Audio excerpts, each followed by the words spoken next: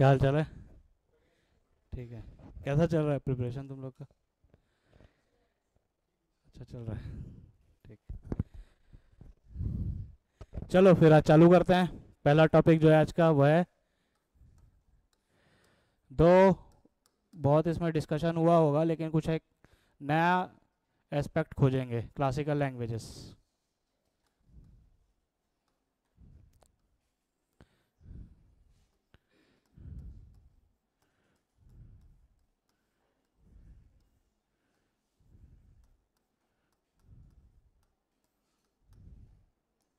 शास्त्रीय भाषाएं।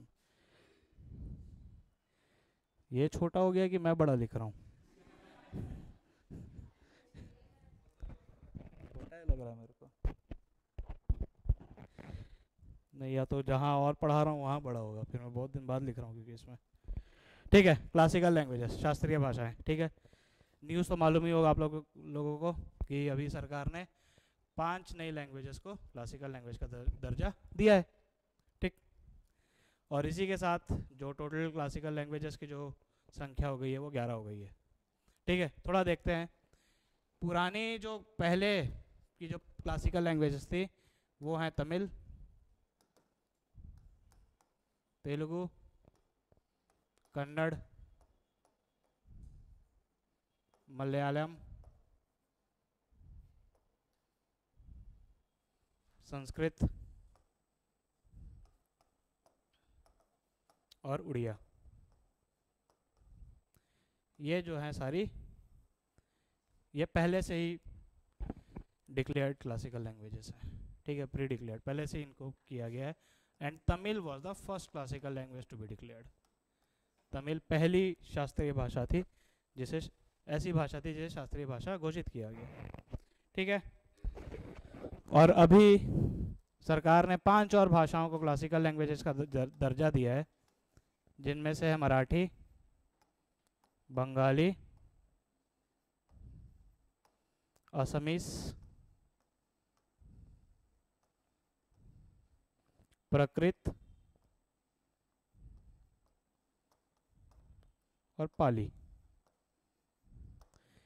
ये जो 5 भाषाएं हैं they are newly added classical languages.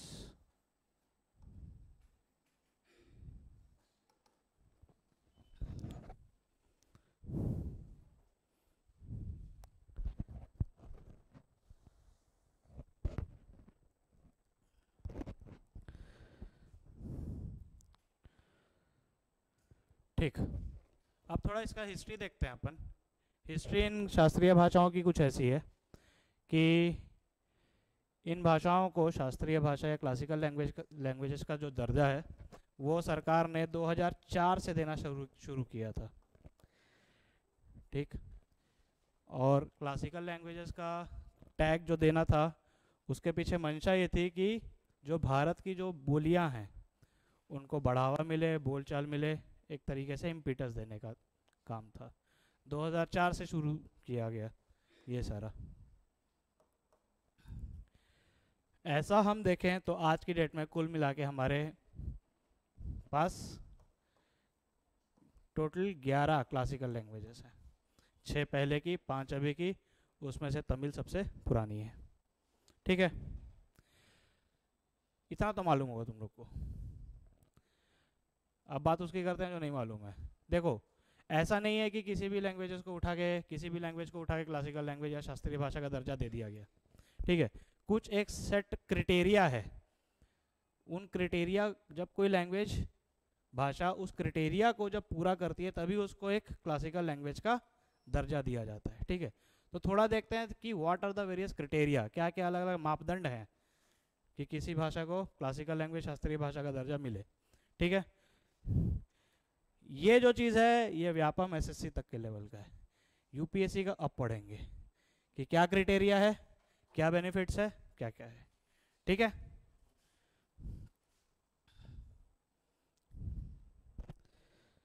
Now let's have a look at the what are the criteria. वहां से दिख रहा है तुम लोग? इधर आ सकते हो।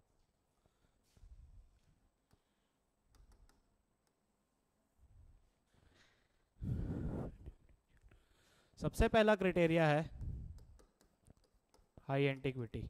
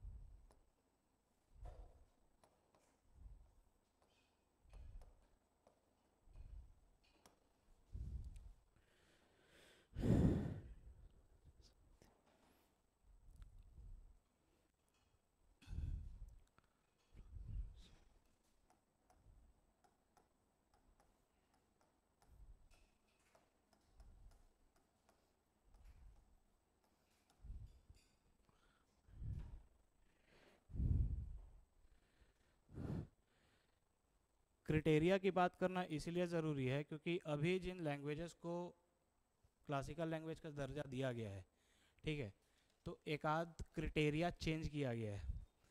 इन जो पुरानी 6 भाषाएं थी उनका क्राइटेरिया अलग था, अभी की जो 5 क्लासिकल लैंग्वेजेस हैं उनमें क्राइटेरिया में कुछ चेंज आया है, ठीक है। क्राइटेरिया पुराना क्या था उससे अपने को लेना देना नहीं है, यूपीएससी वो पूछेगा भी नहीं। ये पूछ सकता है कि what are the various criterias, क्या क्या अलग मापदंड हो सकते हैं। तो अभी जो 5 भाषाओं को जो शास्त्रीय क्लासिकल लैंग्वेज का दर्जा दिया गया उनको इन 4 क्राइटेरिया के आधार पर दिया गया, ठीक है। सबसे पहला है हाई एंटिक्विटी। हाई एंटिक्विटी उच्च पुरातनता, उच्च पुरातनता। इसका मतलब क्या है? इसका मतलब यह है कि ये भाषाएं नई नहीं होंगी, इनका प्रचलन प्राचीन समय से, एंशियंट टाइम से चला आ रहा है। एंटिक्विटी का मतलब ये होता है ना, देखो एंटिक्विटी का मतलब होता है, इंग्लिश में इसको बोलते हैं टाइम इमेमोरियल। टाइम इमेमोरियल मतलब कोई चीज़ कब से चली आ रही है उसका एक कोई प्रिस्क्राइब डेट नहीं है हमारे पास, बस चली आ रही है, ठीक है। एग्जैक्टली नहीं पता है 2000 साल से चली आ रही है, 2500 साल से तक चली आ रही है, एग्जैक्टली टाइम नहीं पता है अपने को। इसी चीज़ को बोलते हैं एंटिक्विटी। बहुत लंबे समय से जरूर चली आ रही है लेकिन कब से चली आ रही है वो अपने को नहीं पता।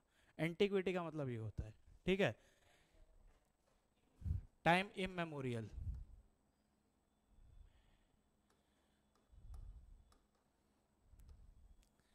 उच्च पुरातनता।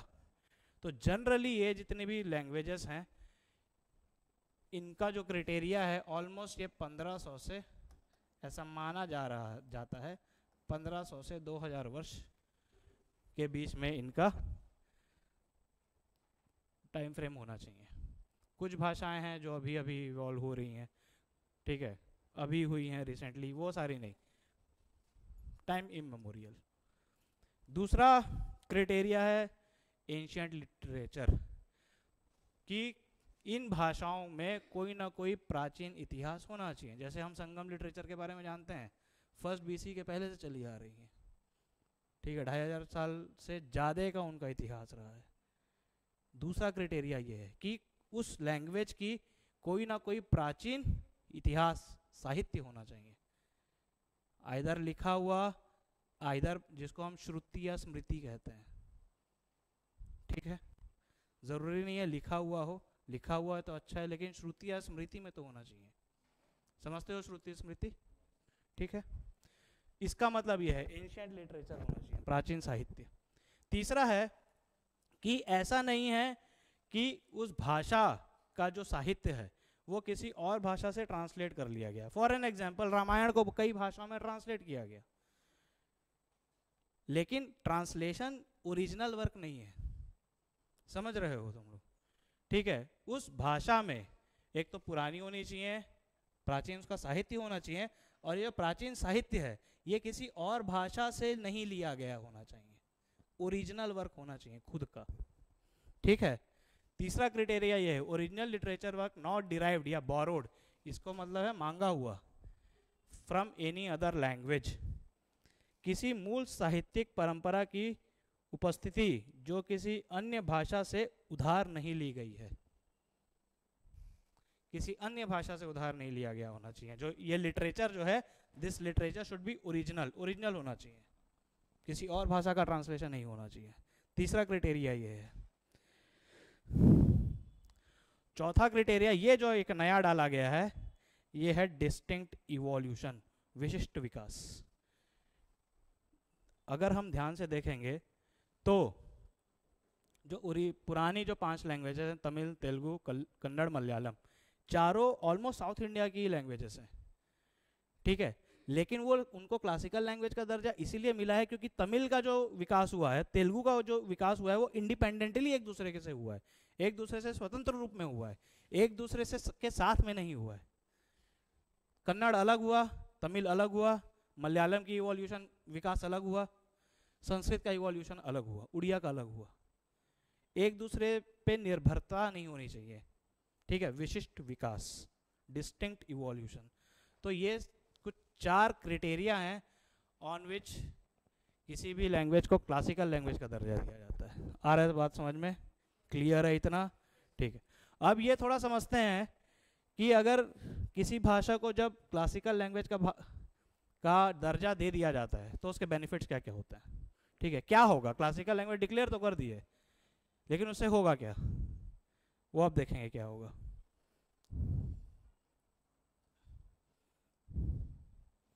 What are the benefits?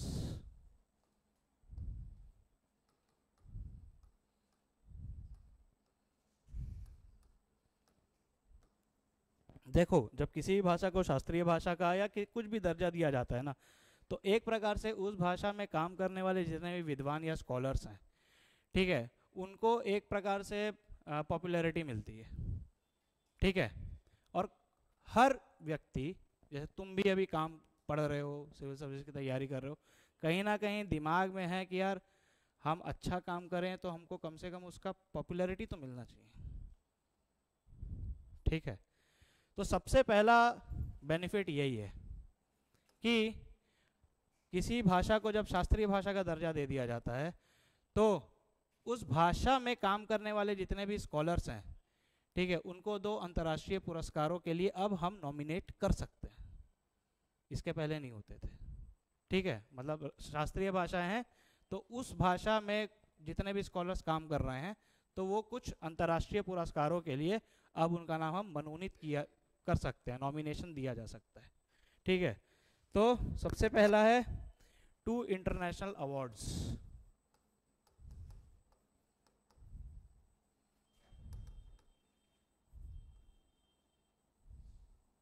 Two international awards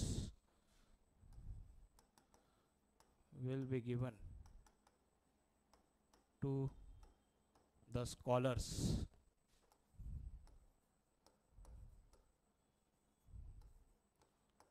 for research, training,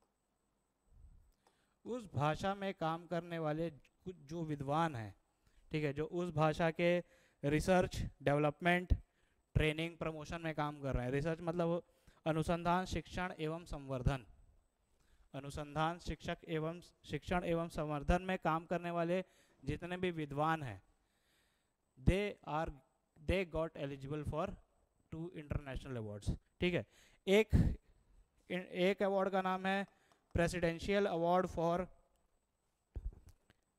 presidential award of certificate of honour, presidential award of certificate of honour.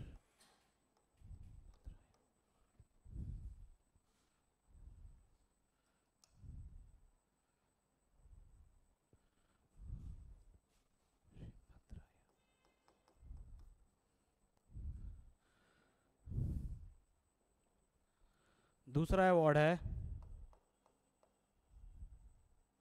Maharshi Badrayan Samman award.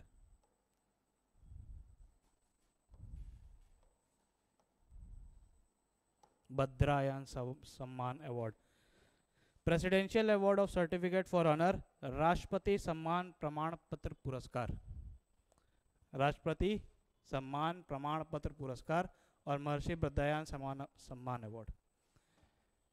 In languages में जैसे अब मराठी, आसामीज, इन लैंग्वेजेस के जितने भी विद्वान हैं, जो स्कॉलर्स हैं, जो इस लैंग्वेज के रिसर्च, ट्रेनिंग और प्रमोशन में लगे हुए हैं, अब उनको 2 और जो सम्मान है उनके लिए नॉमिनेट किया जा सकता है। वो 2 सम्मान है ये दोनों। ठीक है,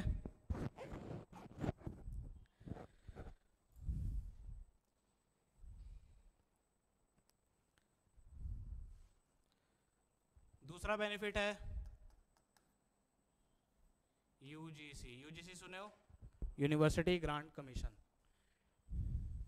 विश्वविद्यालय अनुदान आयोग।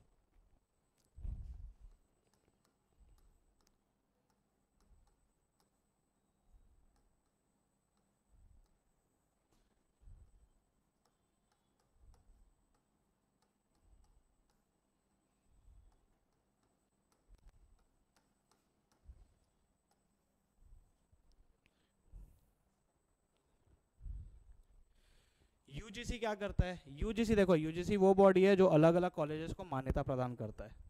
ठीक है, पढ़े भी हो गए, यूजीसी रिकॉग्नाइज्ड है। ठीक है, बिना यूजीसी के रिकॉग्निशन के कोई भी कॉलेज फंक्शन कर ही नहीं सकता। स्कूल के लिए जैसे सीबीएसई है, कॉलेजेस के लिए वैसे यूजीसी है। ठीक है, अब अगर कोई भाषा को क्लासिकल लैंग्वेज का दर्जा दिया जाता है तो यूजीसी अपनी तरफ से क्या करता है? यूजीसी अपने तरफ से सपोर्ट करता है to establish, UGC supports to establish professional centers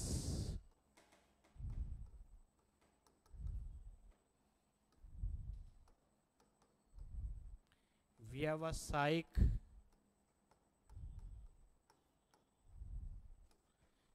पीठ।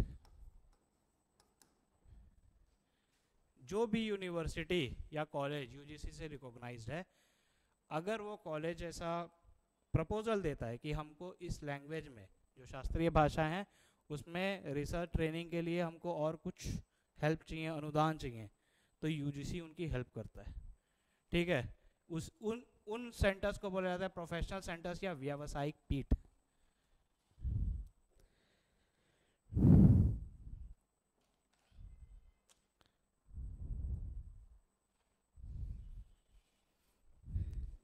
थर्ड, यूजीसी कर ली, एक हो गया। सेंट्रल गवर्नमेंट क्या करेगी, केंद्र सरकार क्या करेगी? देखो हमारे देश में ना एक इंस्टीट्यूट है जिसका नाम है CIIL,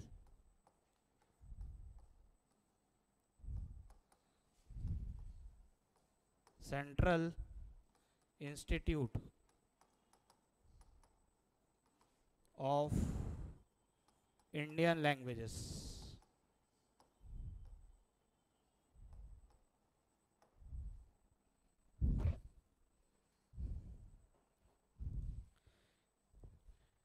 केंद्रीय भारतीय भाषा संस्थान, केंद्रीय भारतीय भाषा संस्थान।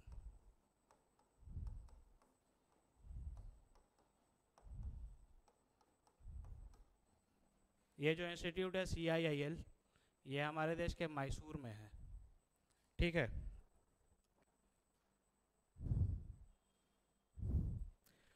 So the central government, it supports the this establishment of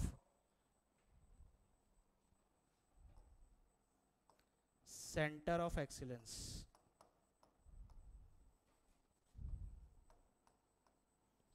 Center of excellence centers in CIIL. Center of excellence center मतलब उत्कृष्टता केंद्र। मैसूर में जो CIIL इंस्टीट्यूट है, वहाँ पे अब इन 5 भाषाओं का भी एक उत्कृष्टता केंद्र खोला जाएगा, ठीक है। अब इससे क्या होगा? इससे ये होगा कि इन लैंग्वेज के रिसर्च, डेवलपमेंट, प्रोपागेशन, प्रमोशन जो भी है, इसका बढ़ाने के लिए, महत्व बढ़ाने के लिए सेंट्रल गवर्नमेंट जो भी स्कॉलर्स हैं उनको और पैसा देगी तो एक तरीके से पूरे लैंग्वेज का विकास होगा, ठीक है। फिर इसके बाद है central government CIIL central institute of centre of excellence centre, ठीक। इसके बाद थोड़ा देखते हैं कि भाषा, लैंग्वेज से संबंधित हमारे संविधान में और कौन कौन से प्रावधान हैं। क्या आ रहा है दिमाग में? कुछ आ रहा है? 8th शेड्यूल आ रहा है, 8वीं अनुसूची। क्या है 8वीं अनुसूची में? कितने लैंग्वेजेस हैं उसमें? 22 है कि 21 है? पक्का? एक बार घर में जाके चेक करना।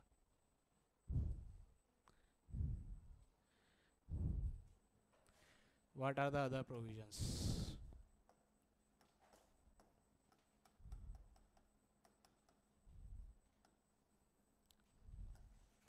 सबसे पहला तो है हमारे संविधान में जो 8th शेड्यूल है, 8वीं अनुसूची, ठीक है।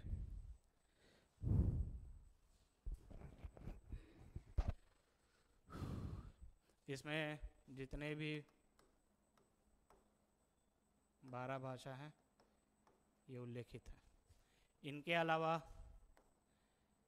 एक और आर्टिकल है 344(1), 344(1), अनुच्छेद 344(1). इस आर्टिकल में क्या है? इस आर्टिकल में ये है कि केंद्र सरकार हर 5 साल के बाद एक कमीशन या आयोग का गठन करेगी अंडर द प्रेसिडेंट, ठीक है। राष्ट्रपति द्वारा a commission will be constituted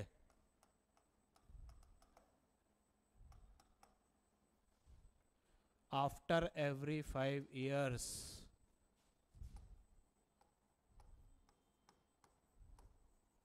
The president will constitute a commission. Commission मतलब होता है आयोग। हर 5 साल के बाद एक आयोग का गठन किया जाएगा राष्ट्रपति द्वारा।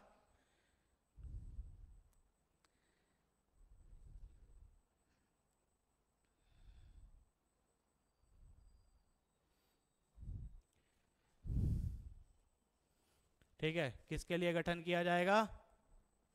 For the use of Hindi, ठीक है। इसके अलावा एक और आर्टिकल है, आर्टिकल 351। आर्टिकल 351 क्या कहता है? आर्टिकल 351 कहता है that it is the duty of Indian union government या इंडियन गवर्नमेंट टू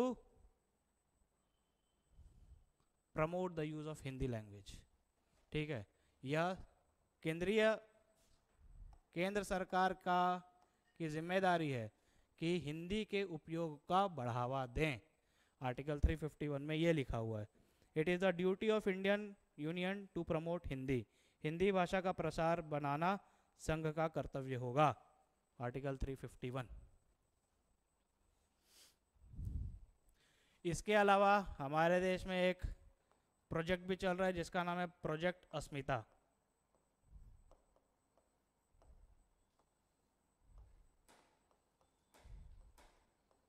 प्रोजेक्ट अस्मिता परियोजना अस्मिता। इसके अंडर हम क्या कर रहे हैं, इसके अंडर हम ये कोशिश कर रहे हैं कि 22,000 किताबें जो अन्य भाषाओं में अभी प्रकाशित हो रही हैं वो इंडियन लैंग्वेजेस में पब्लिश हो, to publish 22,000 books in Indian languages. जैसे हम देखते भी हैं कि मेडिकल की कई सारी पढ़ाई हैं जिसकी बुक्स हैं, ठीक है, लेकिन वो बुक्स हिंदी माध्यम में अवेलेबल नहीं है। मेरे साथ भी जो प्रॉब्लम है हिंदी माध्यम इंग्लिश माध्यम वाला, ठीक है। तो प्रोजेक्ट अस्मिता में 22,000 बुक्स, कोशिश ये की जा रही है कि 5 साल में 22,000 बुक्स का हम इंडियन लैंग्वेज में अवेलेबल करवाएं। प्रोजेक्ट अस्मिता।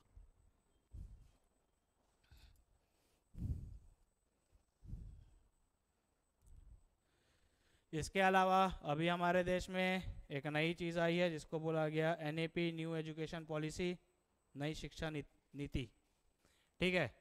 नई शिक्षा नीति के अंतर्गत कई सारे जो संस्कृत यूनिवर्सिटीज़ हैं उनको मल्टी डिसिप्लिनरी इंस्टीट्यूट्स में कन्वर्ट करने की कोशिश की जा रही है, to convert Sanskrit university into multi language university, to convert Sanskrit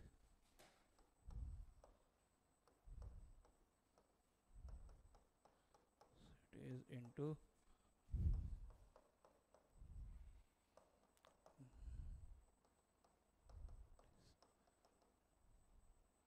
multidisciplinary institutes।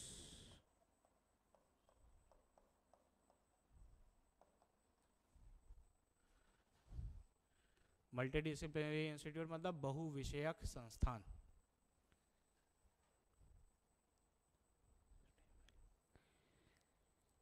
इसके अलावा पार्लियामेंट में एक बिल आया है जिसका नाम है सेंट्रल संस्कृत अमेंडमेंट बिल, लिख दूं, सेंट्रल संस्कृत यूनिवर्सिटी बिल, केंद्रीय संस्कृत यूनिवर्सिटी मतलब विश्वविद्यालय विधेयक 2019। ये अभी एक बिल ही है। इस बिल में क्या किया कोशिश की जा रही है, इस बिल में कोशिश की जा रही है कि 3 हमारे देश में ऐसी बहुत पुरानी संस्कृत की यूनिवर्सिटीज़ हैं, ठीक है। तो कोशिश ये की जा रही है इस बिल के माध्यम से कि उन यूनिवर्सिटीज़ को सेंट्रल यूनिवर्सिटीज़ का वो दे दिया जाए, ठीक है, to recognise them as central universities, ठीक है। अभी ये डीम्ड टू बी यूनिवर्सिटीज़ हैं, इनको केंद्रीय विश्वविद्यालयों का तमगा दे दिया जाए। They are deemed to, as of now, they are deemed to be universities। यह भी बिल ही है लेकिन देख लेना न्यूज़ में।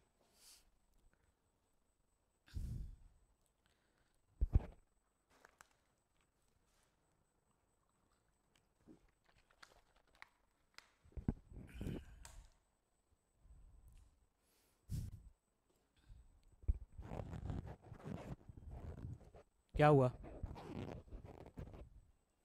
डीम्ड टू बी मतलब होने वाली है, डीम्ड टू बी लिखते हैं ना, डीम्ड टू बी यूनिवर्सिटी। जो पुराने 3 संस्कृत महाविद्यालय हैं, विश्वविद्यालय हैं, उनको अब केंद्रीय विश्वविद्यालय बनाने की कोशिश की जा रही है इस बिल, इस विधेयक के माध्यम से, इस बिल के माध्यम से, ठीक। इसके अलावा देखो, अगर हम लैंग्वेजेस की बात करें तो अभी 2-3 साल पहले ना इंडियन लैंग्वेजेस पे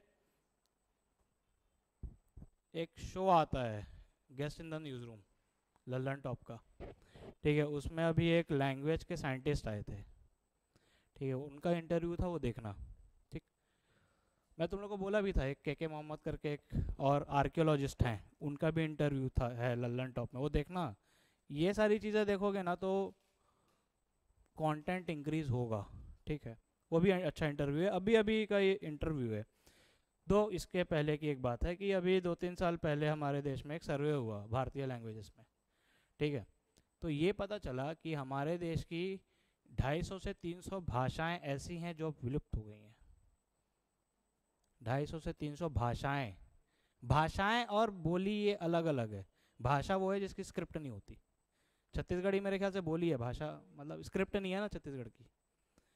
ठीक है, मतलब ये अभी लिख के नहीं लाया हूँ, ये याद आ गया मेरे को अभी जब मैं तैयारी कर रहा था। तो मतलब ये मैं पढ़ा था कि छोटा सा ही था, हिंदू में से छोटा सा ही आया था कि अभी एक लैंग्वेज पे सर्वे हुआ तो पता चला हमारे देश की 250 से 300 भाषाएं बोलने वाला कोई व्यक्ति जिंदा ही नहीं है। मतलब हमने अपने देश की 250 से 300 भाषाएं खो दी। अब ये समझो एक बात मेरे को, मतलब अब देखो मैं भी ये चीज़ अभी 2-3 साल पहले पढ़ा ना, तो उस टाइम होता है ना अपन पढ़ते पढ़ते किसी चीज़ में सोचने लगते हैं कि यार क्या है। इमेजिन करो कि वो भाषा, ऐसा तो है नहीं कि वो भाषा 10-15 साल में बन गई होगी, उसको बनने में कितने साल लगे होंगे। ठीक है, एक इवोल्यूशन टाइम हुआ होगा उसका, तब जाके वो भाषा कहलाई। उसको कहने बोलने वाला कोई जिंदा ही नहीं है, और इस चीज़ को हम लाइटली ले रहे हैं कि अब हमारे देश की भाषाएं बोलने 250 से 300 भाषा खो गई, जबकि वो इवॉल्व होनी चाहिए, खोनी नहीं चाहिए ना। ये तो यार हमारे हेरिटेज हैं। अभी अगला अपन पढ़ेंगे अभी सिविलाइजेशनल स्टेट। ये थोड़ा सोचने की ज़रूरत है कि हम किस दिशा में विकास कर रहे हैं। ठीक है, हम सब यहाँ कुछ नहीं तो कितने भी हिंदी माध्यम इंग्लिश माध्यम के होंगे, मोटा मोटा इंग्लिश सबको आती है। ठीक है, ये वो लैंग्वेज है, ये वहाँ से आई है जिन्होंने हमको 250 से 300 साल लूटा, और हम उसको बोलने उस पढ़ने में फ़ख्र महसूस करते हैं। ठीक है, विश्वास मानो जब मेरा यहाँ हिंदी वाला वो मेरे को ठीक नहीं लगा कि यार देश की भाषा आती क्यों नहीं मेरे को, लेकिन उसमें मेरा वो नहीं था ना, बचपन से ही इंग्लिश मीडियम में पढ़े तो वही आएगी, जाहिर सी बात है। आप ये चीज़ सोशल स्फीयर में भी देखना, हम आपस में छत्तीसगढ़ी बोलने में थोड़ा कतराएंगे। एक देखो लैंग्वेज से ना एक स्टेटस सिंबल अटैच कर दिया गया है। आप 5 स्टार होटल में जाके अंग्रेजी ही बोलोगे, छत्तीसगढ़ी में नहीं बोलोगे, औगा मोला चाय पिला दे, वो सिर्फ होटल ढाबाओं में ही चलता है। ठीक है, देखो इससे क्या हुआ है ना, ये वैसे इसमें इतना ही था, ये ट्रांजिशन है तो अगला भी इसी से ही कंटिन्यू कर देंगे। अगला मैं बोलना चाह रहा था ये चीज़, इससे क्या हो रहा है ना कि हमारी जो हेरिटेज है, हमारे जो कल्चर है, हमारी जो ट्रेडिशन है, हम उनको कैरी फॉरवर्ड करने में एक तरह से शर्म महसूस कर रहे हैं। और स्पेशली ये नॉर्थ इंडिया में है, साउथ इंडिया में ऐसा नहीं है। South Indians are proud of their cultures. आप केरल में जाओ, जैसे मुंबई में केरल में था, तो कोइंसिडेंटली मेरे सारे जो हम फ्लैट में रहते थे वो सारे मलयाली थे। तो पार्टी वार्टी जब होती थी ऑफिस की, वो लोग एकदम बराबर वाइट कलर का जो क्या लॉइन क्लॉथ लुंगी जो बोलते हैं वो पहन के जाते थे, एकदम प्राउडली सीना चौड़ा करके। हम उस स्थिति में अपने कल्चर में आ गए हैं कि जो हमारे पारंपरिक वेशभूषा हैं, जो हमारी ट्रेडिशनल ड्रेसेस हैं, ठीक है, लड़कियां सलवार सूट पहनती है, हम कुर्ता पैजामा पहनते हैं, वो सिर्फ हम त्योहारों में ही पहनने लगे। अपने आप को देख लो, मैं भी अभी ये हमारे देश की पोशाक थोड़ी ना है ये फॉर्मल्स। ठीक है, और मॉल में पहन के चले जाओ ना कुर्ता पैजामा, लोग देखेंगे, जबकि ऐसा नहीं होना चाहिए। ये तो हमारे हैं ना, कुर्ता पैजामा हमारा है, ये दूसरा है। ऑन द कॉन्ट्ररी मैं जब ये पहन के जाऊं तो लोग देखना चाहिए यार क्या पहन के आ गया।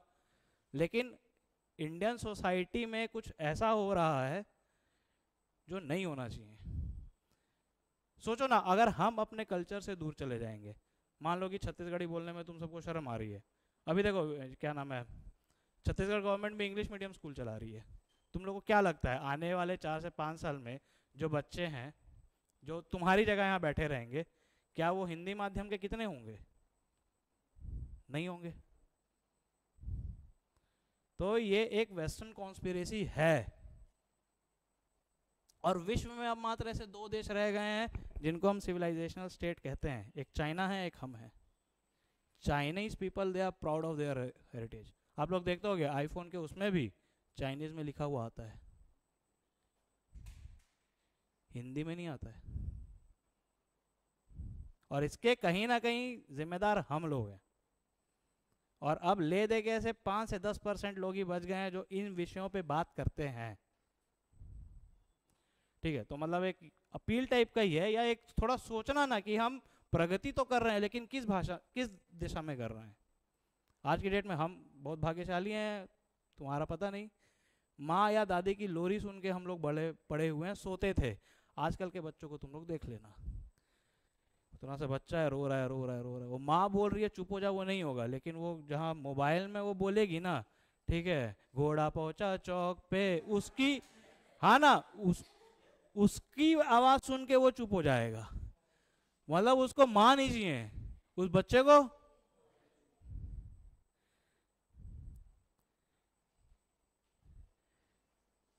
हॉस्टल में आजकल के बच्चे माँ के बिना रह लेते हैं, मोबाइल के बिना नहीं रह पाते, ठीक है।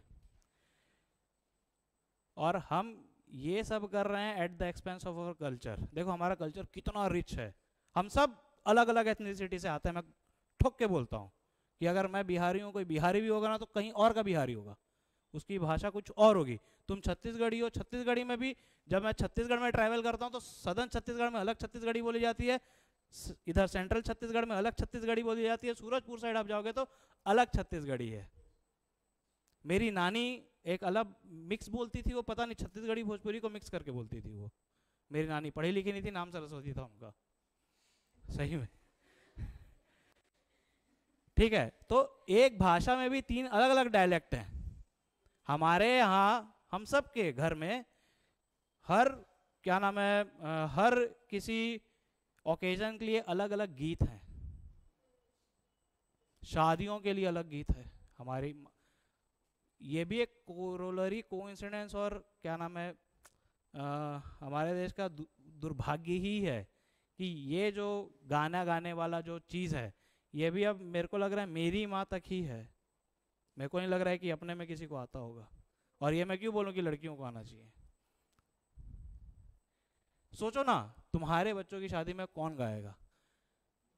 पुराने ज़माने में हमारे घर में संगीत हुआ करता था। संगीत के दिन क्या करते थे, आसपास की जो महिलाएं थी वो घर में बैठ के पारंपरिक गाना गाया जाता था ना, ढोल नगाड़ा ये सब। अब उसकी जगह ले लिया है डीजे ने, और वहां बज रहा है यो यो।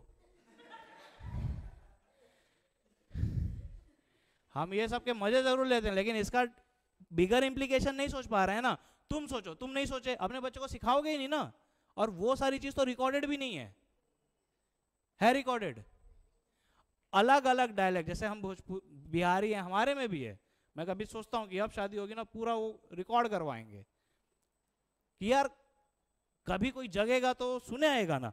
हमको ग्रज होता है, मेरे को वाकई में कभी कभी ग्रज होता है कि मेरे को हिंदी उतनी नहीं आती है।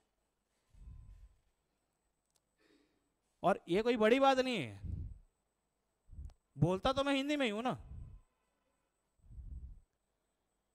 तो क्यों नहीं है पकड़ मेरे में। और ये पॉसिबल भी नहीं है। If I can speak in English, I can speak और I can learn any hell language of the अर्थ।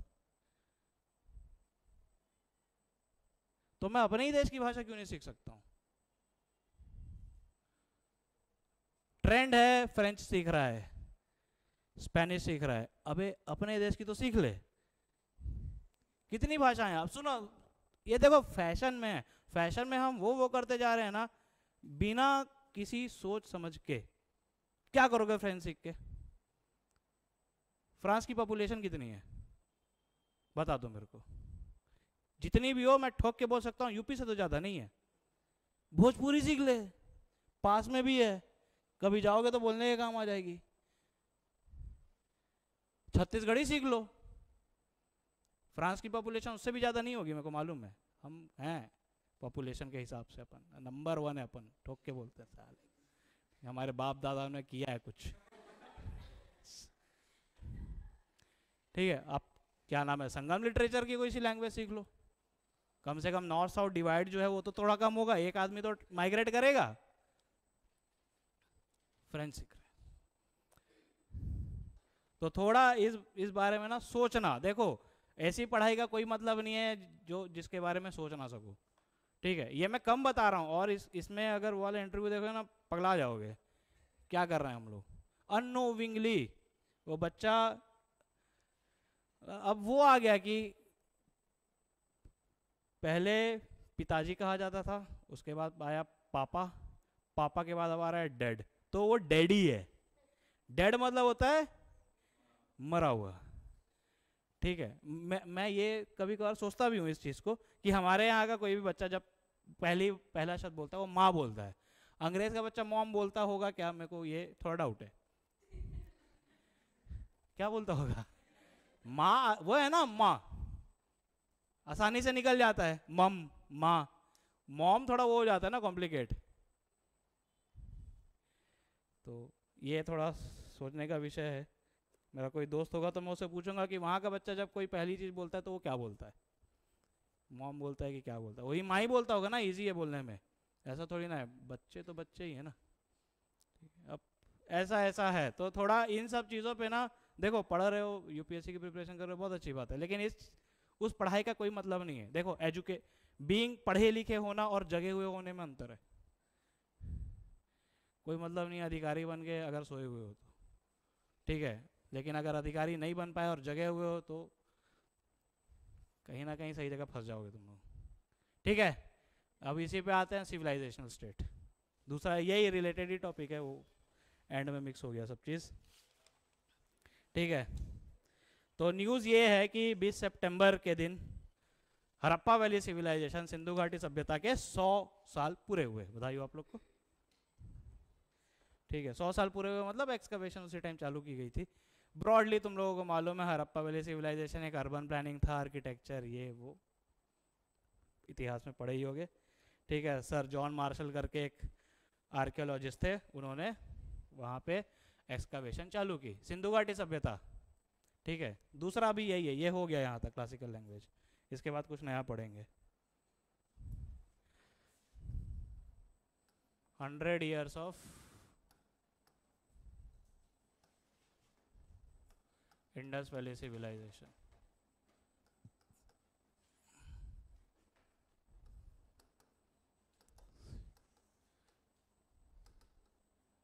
सिंधु घाटी सभ्यता।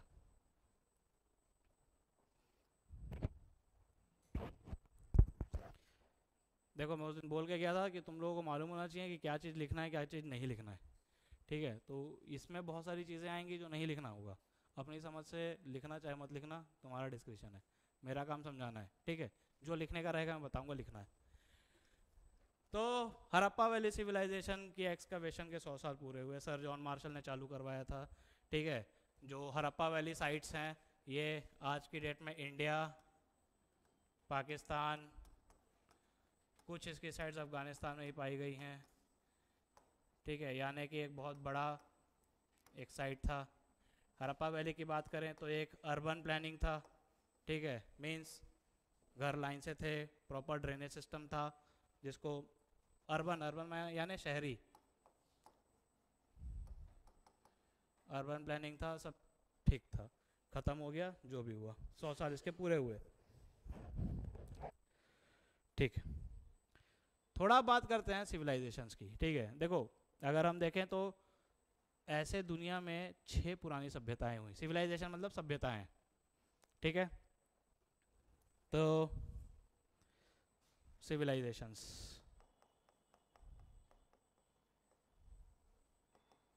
ये एक नया अभी ये चीज़ आ रहा है सिविलाइजेशनल स्टेट्स का।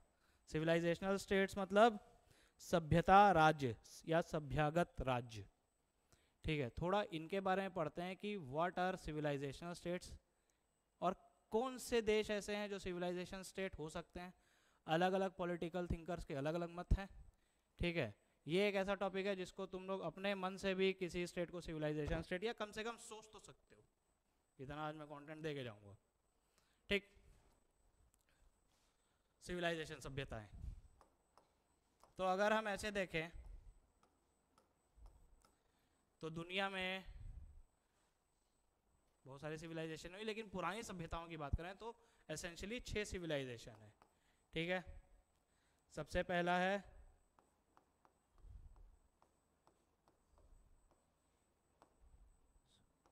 मेसोपोटामिया का सिविलाइजेशन, ठीक।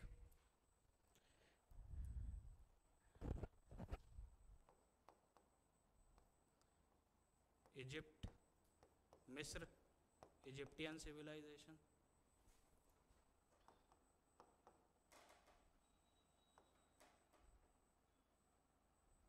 थर्ड अपना इंडस वैली, फोर्थ सबसे पुराना एक सिविलाइजेशन है चाइनीज सिविलाइजेशन, सभ्यता।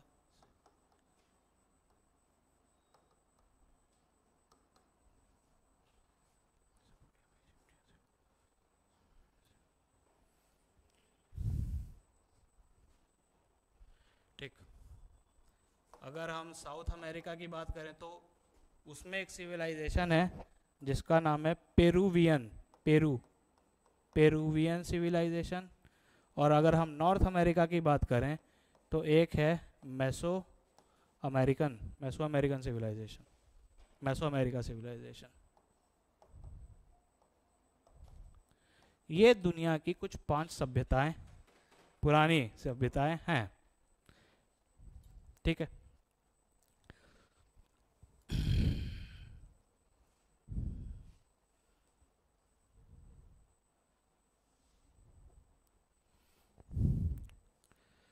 these are the 6th oldest civilizations of the earth। ठीक, थोड़ा बात करते हैं कि हो गया, वो लिख लिया। इन 6 सिविलाइजेशन में कौन सी सिविलाइजेशन है जो अब तक चल रही है, या which are the 2 civilizations who are still surviving, जो अभी तक, उस समय भी थी अभी तक है, कंटिन्यूटी में है। सिर्फ 2 ही हैं अगर ऐसा देखें, एक है चाइनीज सिविलाइजेशन, अपना सिविलाइजेशन, इंडस वैली सिविलाइजेशन।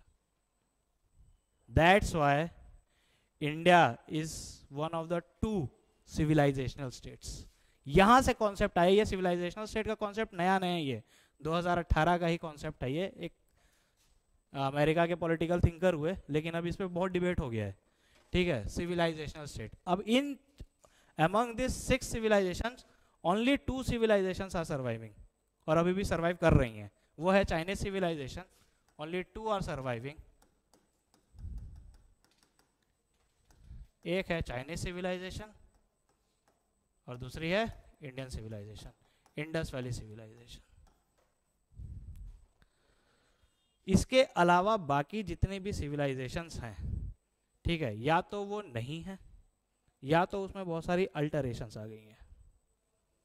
ठीक है, अब इसमें सबसे पहले ये पता करते हैं कि भाई सिविलाइजेशनल स्टेट मतलब सभ्यागत राज्य।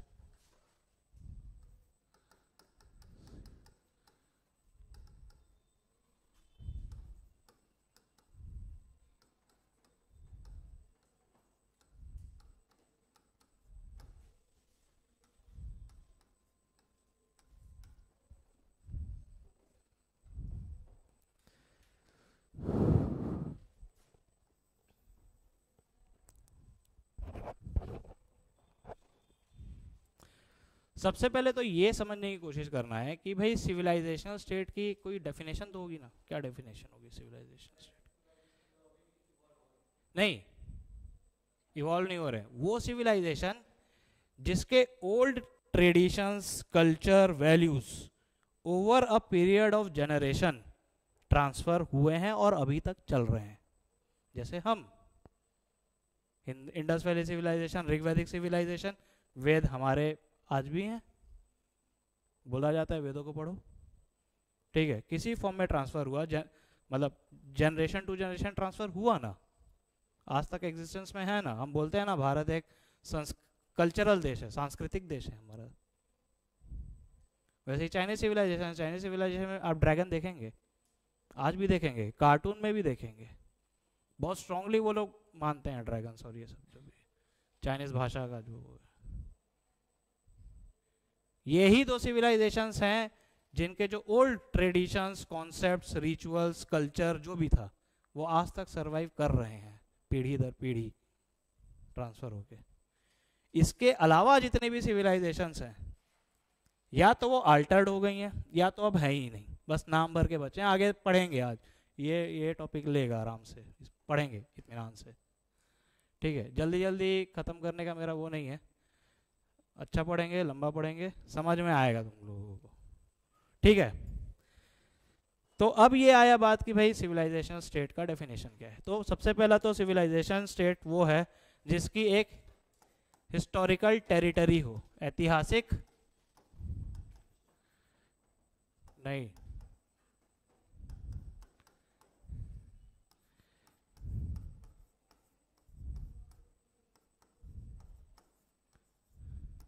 ऐतिहासिक क्षेत्र।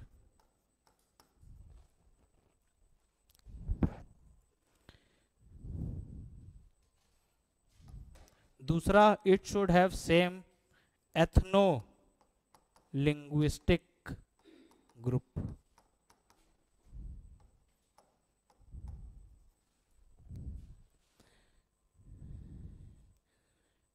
नृवंश विज्ञान समूह।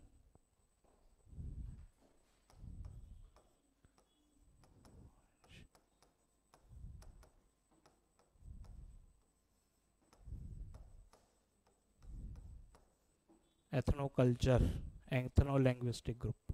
ज़्यादा हिंदी हो गई क्या? ठीक। तीसरा है, it should have a same body of governance या सेम गवर्निंग बॉडी। मतलब ट्रेडिशनली सिविलाइजेशनल स्टेट का ये 3 डेफिनेशन दी जाती है। शासन निकाय तीसरा।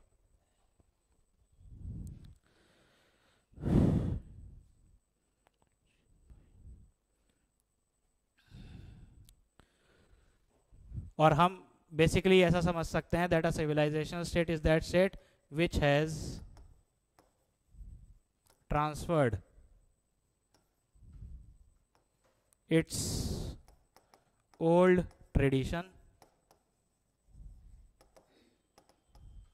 Culture and way of living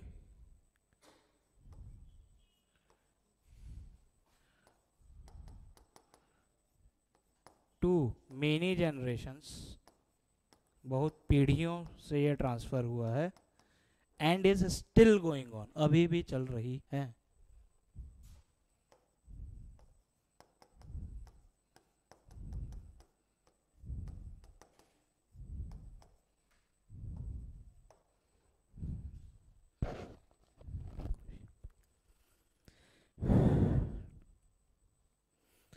और ये जितना भी ये सिविलाइजेशन स्टेट का जो कॉन्सेप्ट है, ये एक अमेरिकन पॉलिटिकल साइंटिस्ट हैं, अमेरिकी राजनीतिक वैज्ञानिक, एक अमेरिकन पॉलिटिकल साइंटिस्ट हैं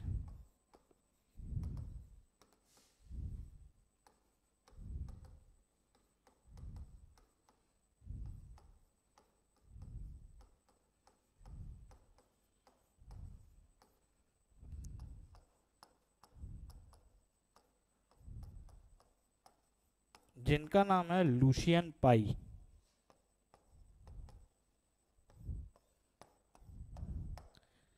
पहली बार इन्होंने इस वर्ड को कॉइन किया था।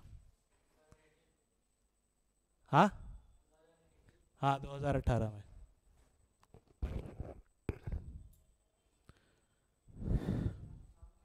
लुशियन पाई, LUCIANPYE।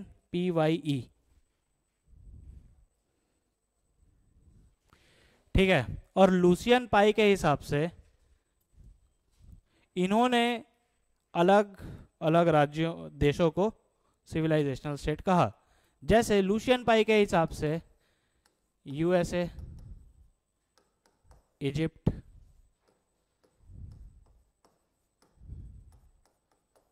टर्की, तुर्किया,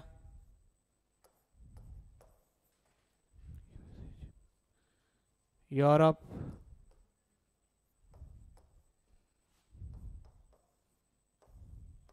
रशिया,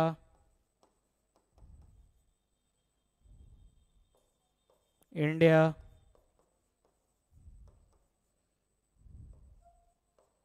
और चाइना।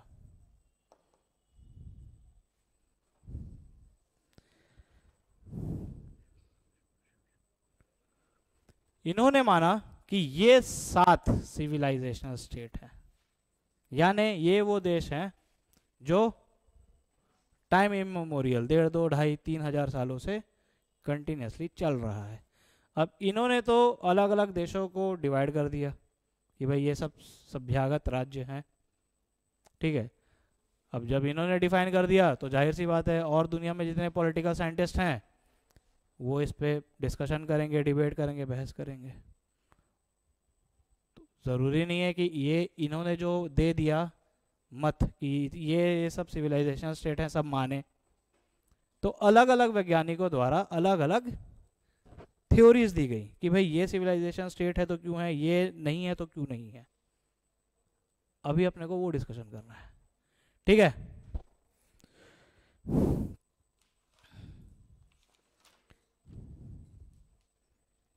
सबसे पहले डिस्कशन करते हैं जो सबसे ऊपर में है यूएसए।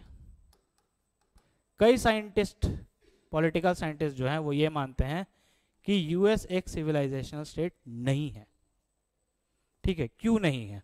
देखो यूएस की अगर इतिहास तुम लोग देखोगे, ठीक है, तो यूएस में जो सिविलाइजेशन क्या नाम है सभ्यता रही, उस सिविलाइजेशन का नाम है मैसो अमेरिका सिविलाइजेशन।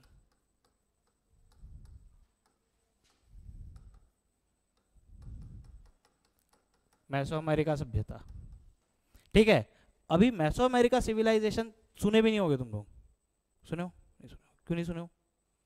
क्योंकि इस सिविलाइजेशन को अलग अलग फेसेस में पढ़ते हैं अपन, ठीक है। इस सिविलाइजेशन को अलग अलग स्टेजेस में पढ़ते हैं, फेसेस में पढ़ते हैं। अलग अलग फेस हैं, अलग अलग इसके स्टेज हैं। जैसे अब ये सुने होगे तुम लोग मायन सिविलाइजेशन, दुनिया खत्म हो गई थी इनके हिसाब से। तो मायन सिविलाइजेशन सुने हो ना, माया सभ्यता, ठीक है।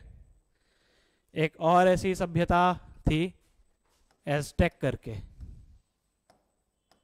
ये सारी सभ्यताएं जो हैं ये इसी सभ्यता की अलग अलग फेस है, ठीक है। अब जो एक इंटरेस्टिंग बात है वो ये है कि अगर हम नॉर्थ अमेरिका का वो देखें डायग्राम, मतलब मैप अगर देखें, तो मोटा मोटा यूएस यहाँ है, ऊपर में कनाडा है, ठीक है। यहाँ नीचे में जो है ये मैक्सिको है ना। इंटरेस्टिंग बात यह है कि ये जो सभ्यताएं हैं वो यूएस में नहीं हुई, मैक्सिको में हुई, ठीक है। तो अगर सिविलाइजेशन स्टेट होना था तो मैक्सिको को होना था, लेकिन मैक्सिको नहीं है। क्यों नहीं है? क्योंकि यूएस उसको ओवर पावर कर चुका है, ज़्यादा पावरफुल है, जाहिर सी बात है, ठीक है। और देखो एक ये है ना कि जैसे बोलते हैं ना मराठा के वो हैं, हम वंशज हैं, एक प्राउड भी लेने का वो है एक, ठीक है। टर्की के केस में यही हुआ, अभी बताएंगे, ठीक। तो एक तो कई साइंटिस्ट थे जिनको इतिहास ठीक ठाक मालूम था, उन्होंने इस जो चीज़ है इस पे यूएसए को कहा कि सिविलाइजेशन स्टेट नहीं है। कुछ साइंटिस्टों का और कुछ मत है। क्या मत है? देखो अगर यूएस की हिस्ट्री अगर जानते हो नहीं जानते हो, तो यूएस के जो ओरिजिनल इनहेबिटेंट्स हैं ना, वो रेड इंडियंस कहलाते थे, है कि नहीं? वो रेड इंडियंस कहलाते थे। अब देखो 1200 मतलब जब ये कॉलोनाइजेशन और ये सब चीज़ें चालू हुई, उस टाइम क्या हुआ, यूरोप के जितने भी जो एक्सप्लोरर्स थे वो लोग यहाँ गए, उनको अच्छा लगा, इन लोगों ने यहाँ से और भर भर के आदमी भेजे, यहाँ आ गए, ठीक है, सेटल करने के लिए। जहाँ जैसे हर ऑस्ट्रेलिया में किया, भारत में किया, सब जगह किया, कॉलोनाइजेशन का प्रोसेस, साम्राज्यवाद बोला जाता है, उपनिवेश। अब देखो क्या हुआ यहाँ पे कि इन लोग यूरोपियन लोग तो यहाँ आ गए, और यहाँ के जो ओरिजिनल रेड इंडियंस लोग थे, जो ओरिजिनल यहाँ के लोग थे, देवेर ये अपने साथ कई सारी बीमारी भी तो लेके आए, लाए। ये यूरोप वाले इस बीमारी से इम्यून थे, लेकिन यहाँ के लोग तो नहीं थे। और यहाँ से जब ये लोगों का आना जाना और ज़्यादा हुआ, उसके कारण क्या हुआ, ऑलमोस्ट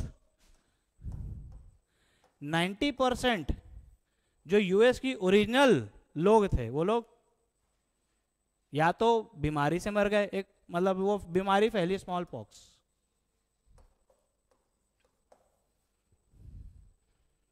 मर गए। और उसके बाद जो लोगों का इन्फ्लक्स था, ठीक है, फिर अमेरिका बड़ा हुआ, अमेरिकन वॉर ऑफ इंडिपेंडेंस हुई, स्लेव ट्रेड, स्लेवरी, गुलामी, गुलाम बोलते हैं। तो आज अगर तुम लोग यूएस को देखोगे तो यूएस का अपना कुछ है ही नहीं। वहां पे रह रहे लोग कहीं और से आके रहे हैं। वहां के जो पहनावा है, जो खाना है, वो यूएस का नहीं है, वो तो पूरा यूरोपियन है ना। तो how come US is a civilisational state? हो सकता है क्या? अपना पिछला तो कुछ है ही नहीं ना उनका। सारा चीज तो यूरोपियों ने बदल के रख दिया। ना लोग रहे, ना कपड़ा पहनने का तरीका रहा, ना खान पान का तरीका रहा, ना कल्चर रहा। और यही सेम चीज, क्या नाम है, पेरू में भी हुई थी, साउथ अमेरिका में, कि ये लोग गए, इम्यून नहीं थे, जो ओरिजिनल लोग थे वो मर गए। तो इनका जो पुरानी सभ्यताएं थी कहाँ गई ये दोनों? इसमें का कोई सा एलिमेंट तो बचा ही नहीं ना आज के दिन में। तो how come US is a civilisation state? तो कई साइंटिस्ट, पॉलिटिकल थिंकर जो हैं, वो यूएस को एक सिविलाइजेशन स्टेट नहीं मानते। ठीक है, अब इसके आगे का तुम लोगों पे छोड़ता हूं, सोच लो। ठीक है, अपन आगे बढ़ते हैं। चलो इजिप्ट पे ही आते हैं, अफ्रीका कॉन्टिनेंट पे आते हैं। ठीक है, समझ में आ रहा है? कुछ पूछना हो तो पूछ लिया करो। मेसो अमेरिकन सिविलाइजेशन, माया सभ्यता, एज़टेक, AZTEC।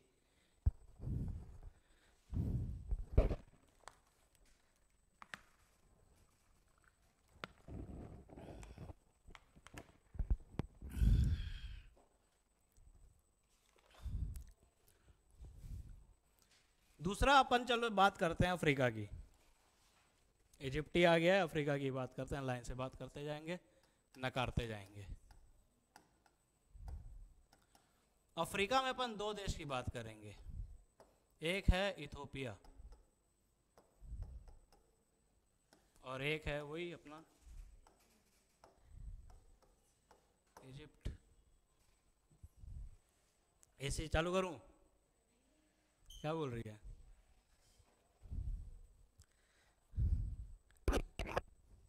ये चालू करना है तो बता, 5 रुपए में कर दूंगा।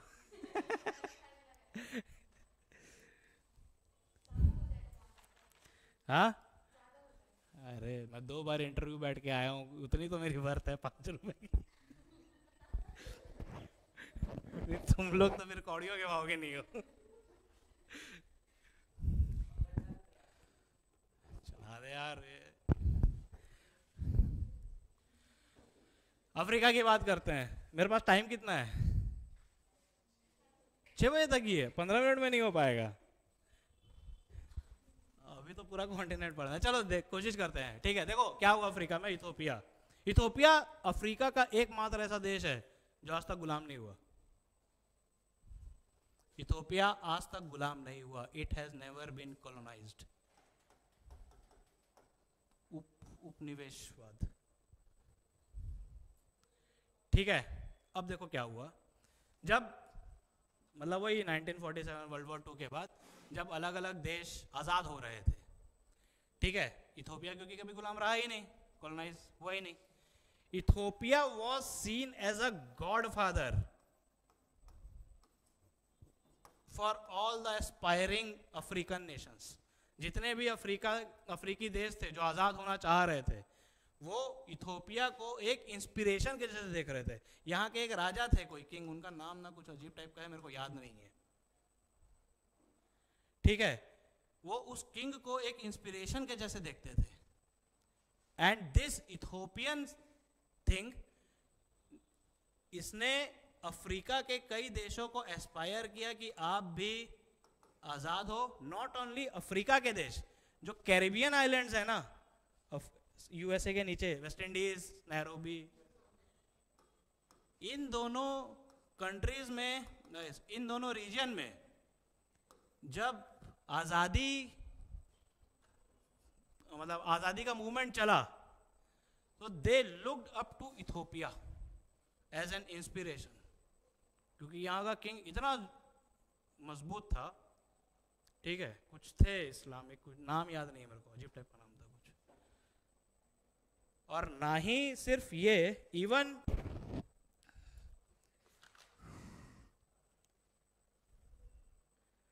अगर आप घाना, कैमरून और गिनी, घाना,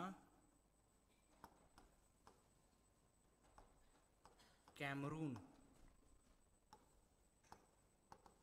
गिनी,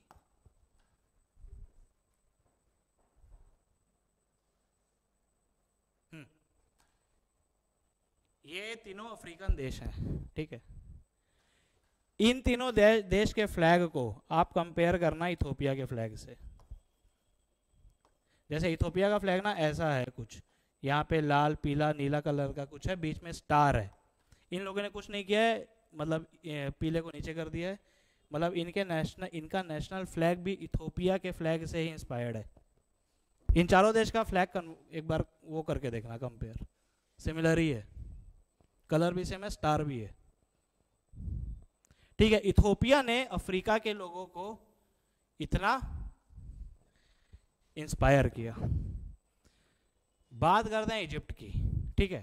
तो देखो, इजिप्ट एक पुराना सिविलाइजेशन रहा, नो डाउट, ठीक है, नाइल नदी के किनारे हुआ, नील नदी के किनारे हुआ।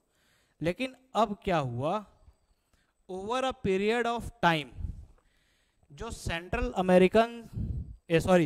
एशियन जो मंगोल्स, सेंट्रल एशियन मतलब एशिया के जो सेंटर है, वहां के लोग जब हुए अरब्स, ठीक है, बहुत सारे क्या नाम है, अलग अलग एम्पायर बने, अलग अलग जगहों को जीता, और इसी क्वेस्ट में इजिप्ट को अरेबिक लोग ने जीत लिया। आज की स्थिति में इजिप्ट के जो पुराने सिविल लोग हैं वो इजिप्ट में हैं ही नहीं। इजिप्ट में भी जो मैक्सिमम जो पॉपुलेशन है वो इन अरब्स की है, तभी तो आप अरब लीग पढ़ते हो। Arab league, Saudi Arabia, Iran, Iraq, ये जो जितने भी अरेबिक कंट्रीज हैं, इन्होंने अपना एक ग्रुप बना रखा है ना, अरेबिक। इजिप्शियन, पुराने जो इजिप्शियन थे, उनका अरब से कोई लेना देना नहीं है। तो अब इजिप्ट में अब ये एक बात चल रही है कि हमको जो हम बने हुए जो पुराने पिरामिड हैं, जिस पे हम गर्व करते हैं, हमको उन पे भी गर्व करने का हक है कि नहीं है, क्योंकि हम उनके डिसेंडेंट्स थोड़ी ना है, वंशज नहीं है, लीगल वंशज नहीं है। जो लीगल वंशज थे वो तो खत्म हो गए, फेराओ वेराओ जो हुआ करते थे। अब जो इजिप्ट में जो रह रहे हैं वो तो अरब्स हैं, जो बाहर से आए, ओवर अ पीरियड ऑफ 500-600 साल रह रहे हैं, ठीक है। तो इसी कारण अब इजिप्ट को भी एक सिविलाइजेशनल स्टेट अब नहीं रहा वो, ठीक है। इसके बाद बात करते हैं टर्की की, तुर्किया।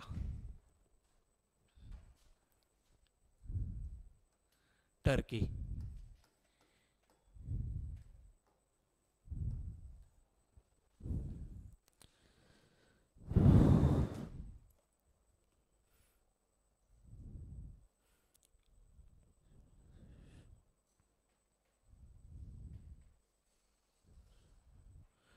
ठीक है।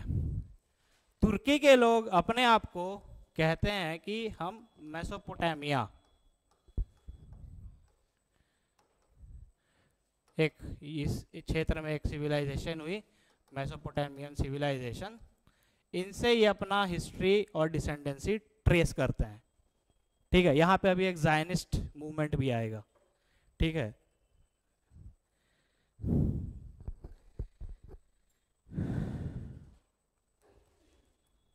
इन लोग ये मानते हैं that we are the rightful descendant of Mesopotamian civilisation, ठीक है, या टर्किक सिविलाइजेशन, टर्किक सिविलाइजेशन।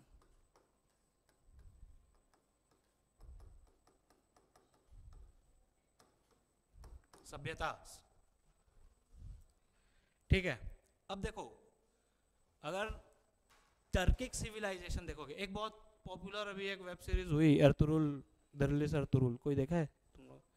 दुनिया में सबसे ज्यादा देखी जाने वाली वेब सीरीज है वो द रिलीज अर्तुरुल। अच्छी है, मैंने भी देखा है, ठीक है। मैं वो देखा तो मेरे को घोड़ा खरीदने का मन हो गया था, मैं भी वैसे ही चलूंगा करके। मस्त वेब सीरीज है वो। वेब सीरीज जो है ना, वो ऑटोमन एम्पायर कैसे वो हुआ, ठीक है, कैसे स्टैब्लिश हुआ, उस पे है। बहुत अच्छी वेब सीरीज है, ठीक है। फिर उसके बाद क्या नाम है, ओस्मान गाजी और ये सब, ऑटोमन एम्पायर कैसे हुआ, उस पर बहुत अच्छी वेब सीरीज है ये, लेकिन बहुत लंबी है, देखने में बढ़ जाना, ठीक। एक एपिसोड 45 मिनट का है और 5 सीजन है और भयानक सारा है। मैं कब देखा था? लॉकडाउन में, ठीक है। तो उस टाइम इतना टाइम था, अभी देखने मत बढ़ जाना। हाँ, टर्किक सिविलाइजेशन, तो ऑटोमन एम्पायर पे आया अपन, ठीक है। टर्किक सिविलाइजेशन कहीं ना कहीं फिर अपन कहते हैं ऑटोमन एम्पायर,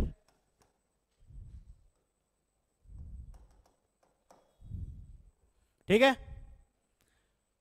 ऑटोमन एम्पायर मतलब ये भी कहीं ना कहीं सेंट्रल एशिया से ही गए थे लोग, मंगोल्स।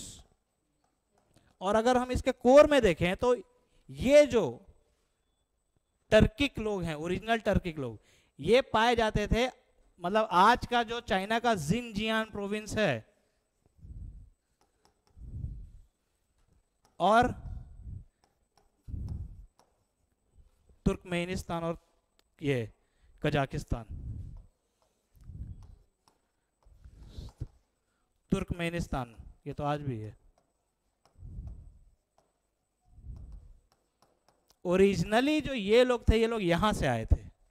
जिनजियान प्रोविंस सुने होंगे चाइना का, ठीक है, जहां अभी मुस्लिम आबादी बहुत ज्यादा है, चाइना बहुत वो कर रहा है, एट्रोसिटीज, ठीक है। ये वो प्रोविंस है, चाइना के नॉर्थ में है, ठीक है। अगर हम यहाँ इंडिया से जाएंगे अफगानिस्तान, तुर्कमेनिस्तान, तजिकिस्तान, तो चाइना की बॉर्डर लगती है, वहां पे है। मतलब आसपास कई क्षेत्र हैं सारे, ये तीनों। ओरिजिनली ये जो लोग थे ये यहां से गए, ठीक है। तो कायदे से देखा जाए तो टर्किक जो सिविलाइजेशन के जो फाउंडर थे, या जो जिन्होंने उसको वो किया था, स्थापित किया था, वो खुद वहां के नहीं थे, पहली बात, ठीक है। तो अब क्या है, ठीक है, ऑटोमन एम्पायर के इन लोग गर्व से कहते हैं कि हम उनके डिसेंडेंट्स हैं, ये हैं, वो हैं, दुनिया जो भी है, ठीक है। अब जो टर्की के लोग हैं वो अपने आप को इनका वंशज कहते हैं, लेकिन एक्चुअली में क्या है, आज की डेट में जो ओरिजिनल टर्क्स हैं, ओरिजिनल टर्क्स कहते हैं इनको, ये टर्की की पॉपुलेशन का ऑलमोस्ट 5 या 10% ही है, जो ओरिजिनल टर्क्स हैं। इनके अलावा टर्की की जितनी पॉपुलेशन है उसमें अर्मेनियन है, अर्मेनिया के लोग हैं कुछ, हाँ, कुछ एनाटोलियंस हैं और ग्रीक्स। मतलब ये वो एथनिक ग्रुप है जो हिस्टोरिकली टर्की का था ही नहीं, क्योंकि अगर अभी आप देखोगे तो ऑटोमन एम्पायर एक टाइम पे इसने ग्रीस पे भी कब्जा कर रखा था। ग्रीस ने अपनी लड़ाई लड़ी थी ऑटोमन एम्पायर के विरुद्ध ही, तो वहां से विस्थापित भाग के आए होंगे लोग। तो ग्रीस में आज जो मेजॉरिटी ऑफ पॉपुलेशन है वो इन तीनों एथनिक ग्रुप की ज़्यादा है, अर्मेनियन, एनाटोलियन, ग्रीक्स की। अब क्या हुआ, over a period of time in लोगों को फोर्सिबली कन्वर्ट कर लिया गया, ठीक है। ध्यान से देखोगे तो ये क्रिश्चियंस हैं, इन लोगों को फोर्सिबली कन्वर्ट करवा दिया गया, ठीक है, मींस फोर्सिबली कन्वर्टेड, और इनको जबरदस्ती जो टर्किश लैंग्वेज है वो बोलने के लिए मजबूर कर दिया गया उस टाइम, मतलब आज से 200-250 साल पहले जब भागे होंगे ये लोग, ठीक है। अब एक ये होता है ना कि यार 200-250 साल आप कहीं रह जाओ, जैसे हम छत्तीसगढ़ के हैं नहीं, मैं यहीं पैदा हुआ, मेरे पिताजी यहीं पैदा हुए हैं, हम बिहार के, तो लेकिन मैं अपने आप को तो छत्तीसगढ़ी ही मानूंगा ना। तो over a period of time in लोगों को फोर्सिबली कन्वर्ट करवा दिया गया, लैंग्वेज आ गई इन लोगों को, तो इन लोगों में एक झूठा ही मतलब एक क्या नाम है गर्व वो करवा दिया गया कि आप लोग भी टर्किक हैं। ठीक है, अब दिक्कत ये हुई कि ये देखो ये सब ना रिसेंट फिनोमिना ही है सिविलाइजेशनल स्टेट। अभी वहां का जो टर्की का जो प्रेसिडेंट है एर्दोगन, ठीक है, वो एकदम वो है कि यार टर्क ऑटोमन एम्पायर ये वाला।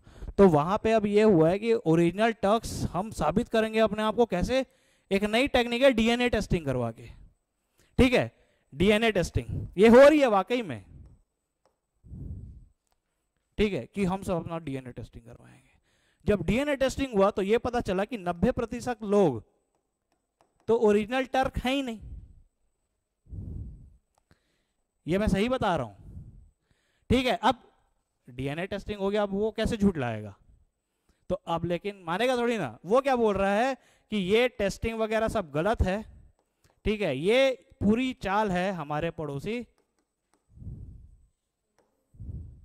ठीक है, जो जायनिस्ट कॉन्स्पिरेसी, जायनिस्ट एक अलग मूवमेंट है, इस पे नहीं जाएंगे अपन, एक जायनिस्ट कॉन्स्पिरेसी के तहत जो इजराइल जो है हमारे पूरे डीएनए का जो सैंपल है उसको मैनिपुलेट कर रहा है, ऐसा एर्दोगन का कहना है, मैं नहीं बोल रहा हूं, ठीक है। और सही में वो डीएनए करवाया था सबका, लोग दे रहे थे, लोग हम भी देखें, आ गया होगा कहीं गलती से। 90% लोग अपने आप को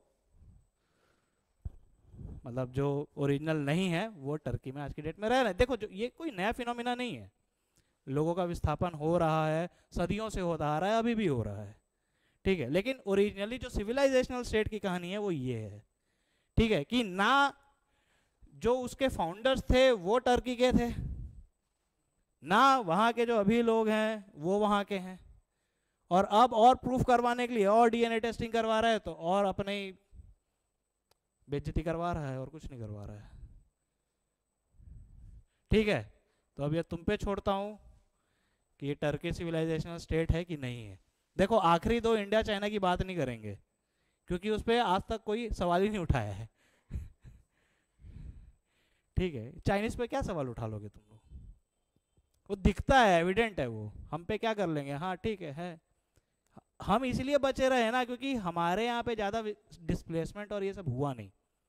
देखो यूरोप तो अभी हुआ ना, उस टाइम तो यूरेशिया था, यूरोप, एशिया, रशिया में भी बहुत सारी दिक्कतें हैं। रशिया के एक क्या नाम है हिस्टोरियन है, जिनका नाम क्या था, अलेक्जेंडर एथकिंथ, एक बहुत फेमस क्या नाम है हिस्टोरियन है ये रशिया के।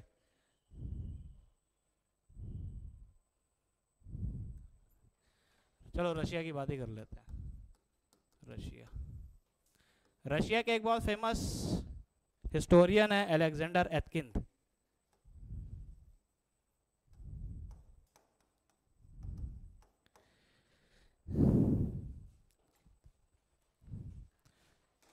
बहुत फेमस है।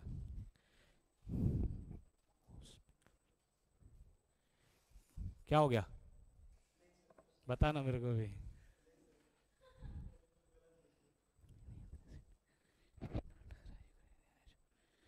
ठीक है, ये बहुत वो है, इन्होंने ही सवाल खड़ा कर दिया कि is there any civilisation called Russian civilisation, कि क्या ऐसी कोई सभ्यता रशियन सभ्यता जैसी हुई है।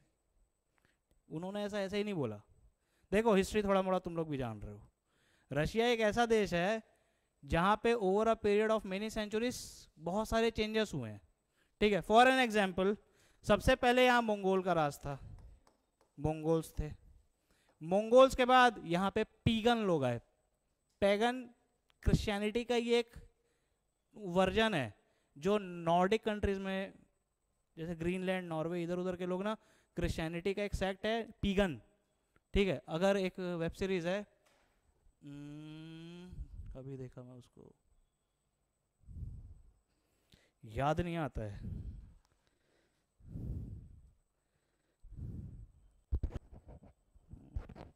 वाइकिंग्स वलहला, वहां पे तुम लोग को पीगन लोगों का हिस्ट्री दिखेगा। वो लोग क्रिश्चियन लोगों से ही लड़ रहे हैं आपस में, ठीक है। एक मतलब वो है पीगन, फिर ये पीगन मतलब मोंगोल्स मतलब सेंट्रल अमेरिकन रिलीजन, फिर पीगन स्टेट हुआ, ये क्या हुआ? पीगन हिंदी में पीगन ही है, ठीक है। पीगन के बाद इन लोग मानने लगे ओल्ड ऑर्थोडॉक्स क्रिश्चियनिटी को, जो पुराना क्रिश्चियनिटी है, ठीक है, ओल्ड ऑर्थोडॉक्स क्रिश्चियनिटी। क्रिश्चियनिटी में भी अलग अलग सेक्ट हैं, प्रोटेस्टेंट, ऑर्थोडॉक्स, ये सब, ठीक है। ओल्ड ऑर्थोडॉक्स क्रिश्चियनिटी, उसके बाद ये स्टेट ट्रांसफर हुआ, जो किंगडम बना, जार, जार का रूल। जार से रशिया ट्रांसफर हुआ सोवियत यूनियन में, अब सोवियत यूनियन भी नहीं रहा, अब रशियन फेडरेशन हो गया, ठीक है।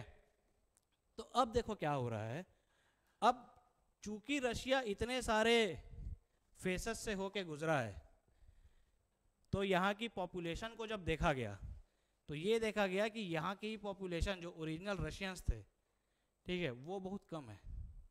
यहाँ की पॉपुलेशन में आपको रशियन दिखेंगे,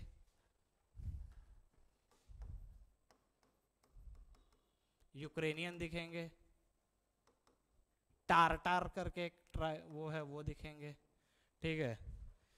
फिर चौविश अर्मेनियम शेषन, चौविश अर्मेनियम,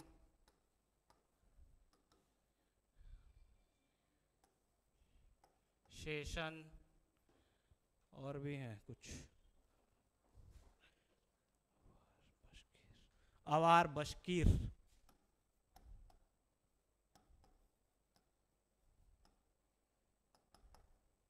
और अदर्स। अब ये देखो कि रशिया में आज भी जो पॉपुलेशन है वो इतनी सारी एथनिसिटी की है, ठीक है। अब रशिया की पॉपुलेशन ही कितनी है? यूपी से भी कम है, और उतने में इतने सारे हैं, ठीक है। सो हाउ कम कि ये लोग एक कॉमन इतिहास शेयर कर रहे हैं? ये सब विस्थापन और डिस्प्लेसमेंट के ही रिजल्ट्स हैं। जैसे हम इंडिया में आपको ज़्यादा लोग नहीं दिखेंगे, एक ही थ्योरी है, आर्यन इन्वेजन थ्योरी, ठीक है। और नीचे साउथ इंडिया के तो वो तो हमेशा से ही अलग रहे, ठीक है, मतलब ऐसे अलग रहे लेकिन ऐसे एक साथ रहे, ज़्यादा डिस्प्लेसमेंट हुई नहीं लोगों की, जो भी हुआ नॉर्थ इंडिया में हुआ। तो मैं ये भी बता रहा हूँ कि इंडिया के जो नॉर्थ इंडियंस हैं, हम भी ओरिजिनल जो क्या वो आर्यन रेस के घोड़े नहीं हैं हम लोग। ओरिजिनल जो इनहेबिटेंट्स इस देश के हैं वो साउथ इंडियंस हैं, नीचे के जो 4-5 स्टेट्स हैं, चोलास, चेरास, पांड्यास, और बाकी अपन तो देखो ना, हम में भी एक वो है नॉर्थ इंडियन का। अगर तुम लोग ये देखोगे फेस, कश्मीर लोगों का देखना, उन लोग की नाक लंबी लंबी होती है, लंबे लंबे लोग होते हैं। आप जैसे जैसे बिहार साइड जाओगे, बिहार में लोग फ्लफी होते जाएंगे, ठीक है। बंगाल के लोग देखना अलग से दिखते हैं, मंगोलॉइड ओरिजिन हो जाता है ना, चाइना का वो आ जाता है, ठीक है। लेकिन साउथ इंडियंस को देखना सबसे अलग है, द्रविडियंस, उनको द्रविडियंस कहा जाता है। तो यहाँ मतलब इसको मैं पढ़ा था एकदम एग्जैक्टली भूल गया हूँ, ठीक है। अलग अलग मंगोलॉइड ओरिजिन के हैं, हमको नॉर्डिक कहीं का ओरिजिन का कहाँ कहा जाता है। देखना ना, असम, अब बिहार, यूपी बिहार के इधर जाओ, सब गोल गोल गोल गोल दिखेंगे। बंगाली बढ़िया गोल गोल होते हैं, cute cute.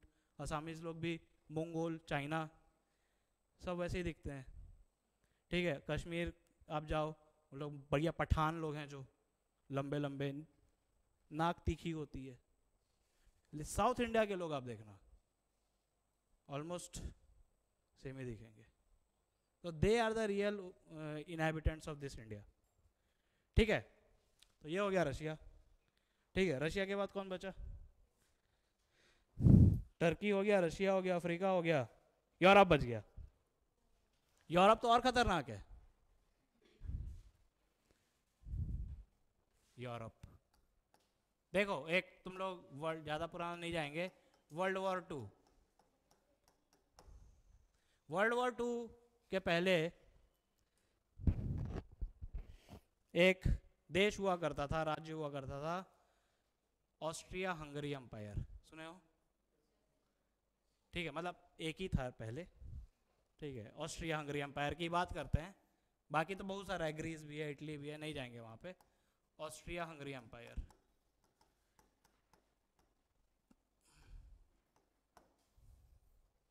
Austria Hungary empire एक बहुत बड़ा एम्पायर था।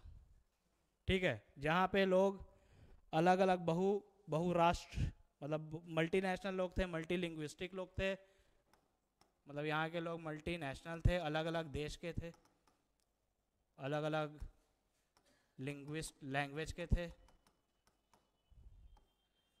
और अलग अलग एथनिसिटी भी अलग अलग थी। मल्टी, बहुराष्ट्र, यहाँ पे जितने भी लोग थे बहुराष्ट्र, फिर बहु लिंग्विस्टिक को क्या बोलते हैं, बहुभाषी,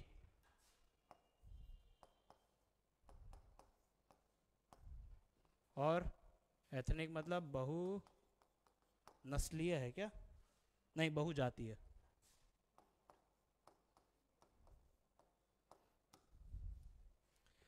इस एम्पायर में जितने भी लोग थे वो कल्चरली एक नहीं थे।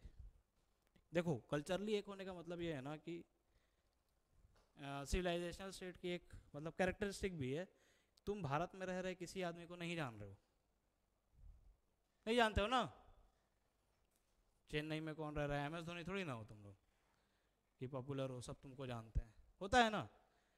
लेकिन यहाँ इस देश के बाहर हम कहीं मिलेंगे और लगेगा यार इंडियन है, तो भले आप उसको जानते हो या नहीं जानते हो, अपन एक बॉन्ड शेयर कर रहे हैं ना, मतलब भारतीय। ठीक है, लेकिन यहाँ पे क्या हो रहा है, यहाँ पे लोग वो बॉन्ड शेयर नहीं कर रहे ना।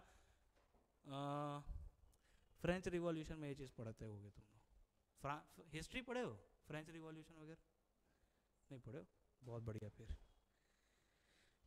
तो ये जो कॉन्सेप्ट ऑफ मदरलैंड है ना, हम अपनी माँ मानते हैं, वैसे ही क्या नाम है, फ्रांस में जो कॉन्सेप्ट है वो फादरलैंड का है, और वो कॉन्सेप्ट कुछ नहीं है, वो एक यूनिफाइंग फैक्टर प्ले करता है कि तुम नहीं जानते हो कि यार चेन्नई में क्या है, लेकिन अभी चेन्नई में कोई कैलेमिटी आ जाएगी तो अपन डोनेट करते हैं ना यार, हमारे देश में एक बॉन्ड अपन शेयर कर रहे हैं ना।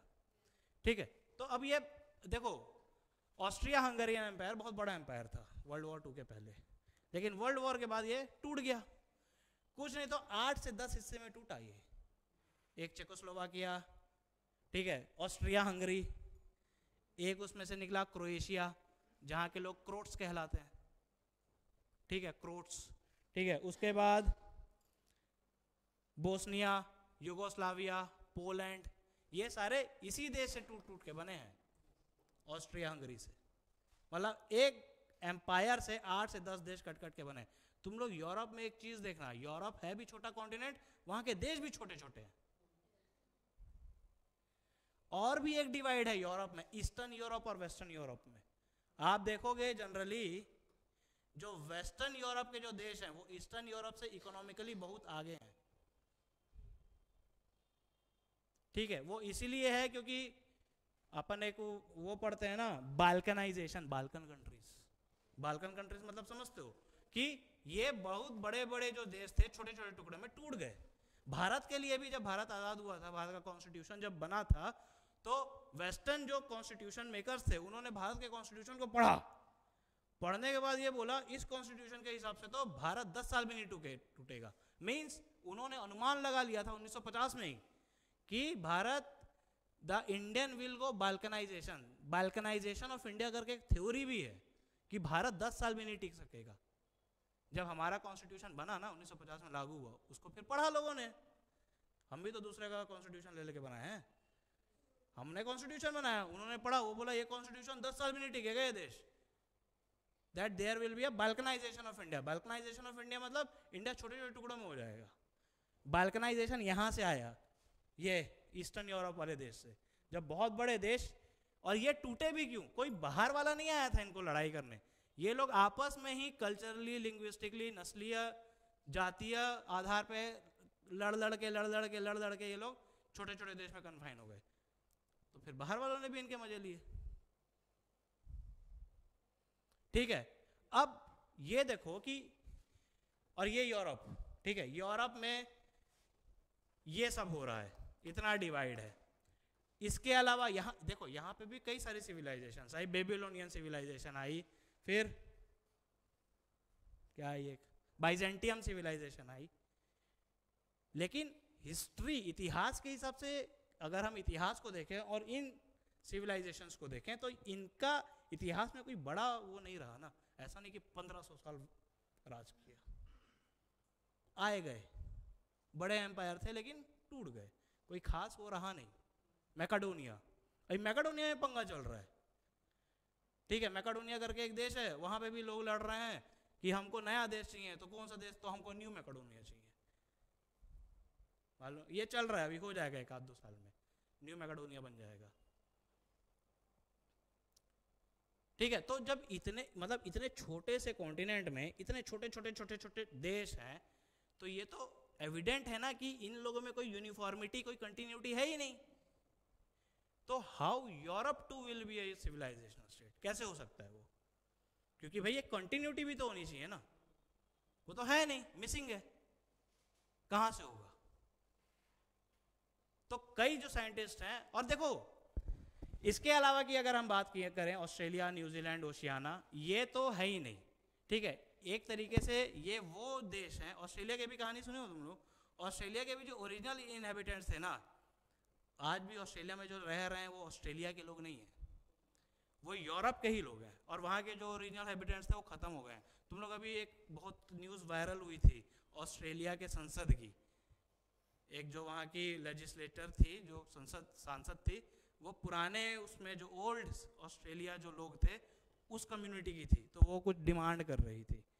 ठीक है, तो आज भी ऑस्ट्रेलिया में जितने लोग रह रहे हैं, तुम लोग को ये कैमरून वाइट, ये सब ये ऑस्ट्रेलिया के हैं नहीं, इनके एंसेस्टर कहीं ना कहीं यूरोपियन थे। ये हो गया, न्यूजीलैंड हो गया, और जितने भी देश देख लो, तो इन देशों का तो सवाल ही नहीं उठता। ये सब एक तरीके से आउटपोस्ट ही थे इन सब का। सिर्फ 2 ही ऐसे देश हैं, एक चाइना है और इंडिया है, जिसपे आज तक सवाल ही नहीं पैदा किए, क्योंकि कंटिन्यूटी भी दिखती है,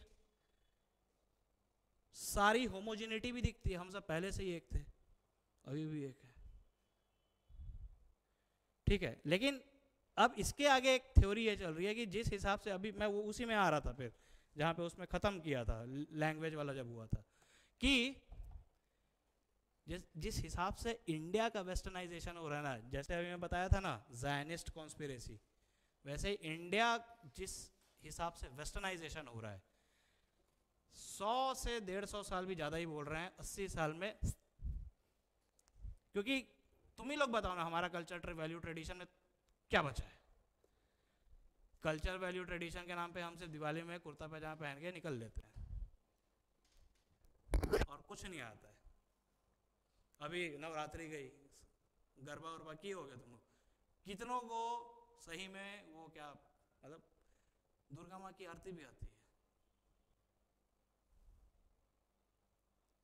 और देखो ये हो नहीं रहा है, ये करवाया जा रहा है, क्योंकि वैसे कंटेंट तुम लोग एक्सपोज हो ना, तुम लोगों को सोचो ना, हम तो फिर भी बात कर ले रहे हैं, आने वाली पीढ़ी सुनेगी भी नहीं कि नहीं सुनेगी, सवाल उस पर। और फिर मैं ये बोल रहा हूँ कि ये रियलाइज और ये महसूस करने वाले अब भारत में भी सिर्फ 4 से 5% लोग रह गए हैं, क्योंकि आप अर्बन सिटीज में अगर वहाँ देखोगे तो वहाँ तो ऑलमोस्ट वेस्टर्नाइजेशन आ गया है। ठीक है, माँ बाप बच्चे को छोड़ दे रहे हैं, ऐसा कुछ हो नहीं रहा है, जिसको परवरिश कहा जाता है। परवरिश सिर्फ अब 2 टियर सिटीज गांव में ही रह गया है। तो या और चाइना के लोग इसमें नहीं है, वो बहुत रिजिड है। आप लोग नहीं देखेंगे चाइनीज को ऐसे, वो आज भी ऐसे करते हैं। आप अपने यहाँ क्या हो रहा है, पैर छूने का वो ऊपर होता जा रहा है। पहले अपन वो छूते थे, अब घुटने के आसपास कहीं आ जा रहे हैं। बाकी फोटो भी वायरल हुई थी, प्रणाम ऐसे किया जाता है, ये नहीं होता। तो सोचो ना, सोशियो कल्चरली वाइज हम कितने चेंज हो रहे हैं। आजकल के बच्चे नहीं करेंगे, सिखाते भी नहीं है ना। पैर छूना मतलब एक वो हो जाएगा कि यार के पैर कैसे छू लिया, पैर क्यों छू रहा है, एक टैबू हो गया पैर छूना।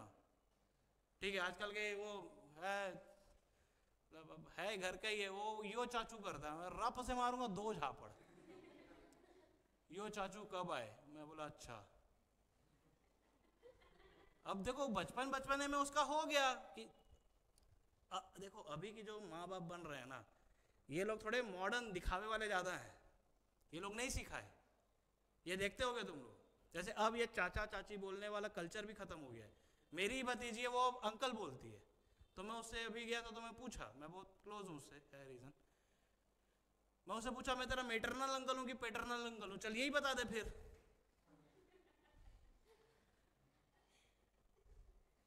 ठीक है, अभी अभी ना मैं आ रहा था मतलब घर से, तो मेरे को बीच में ना एक जगह का नाम दिखा, इंग्लिश में ये लिखा हुआ था, इसको क्या पढ़ोगे ये, अरे यार, हाँ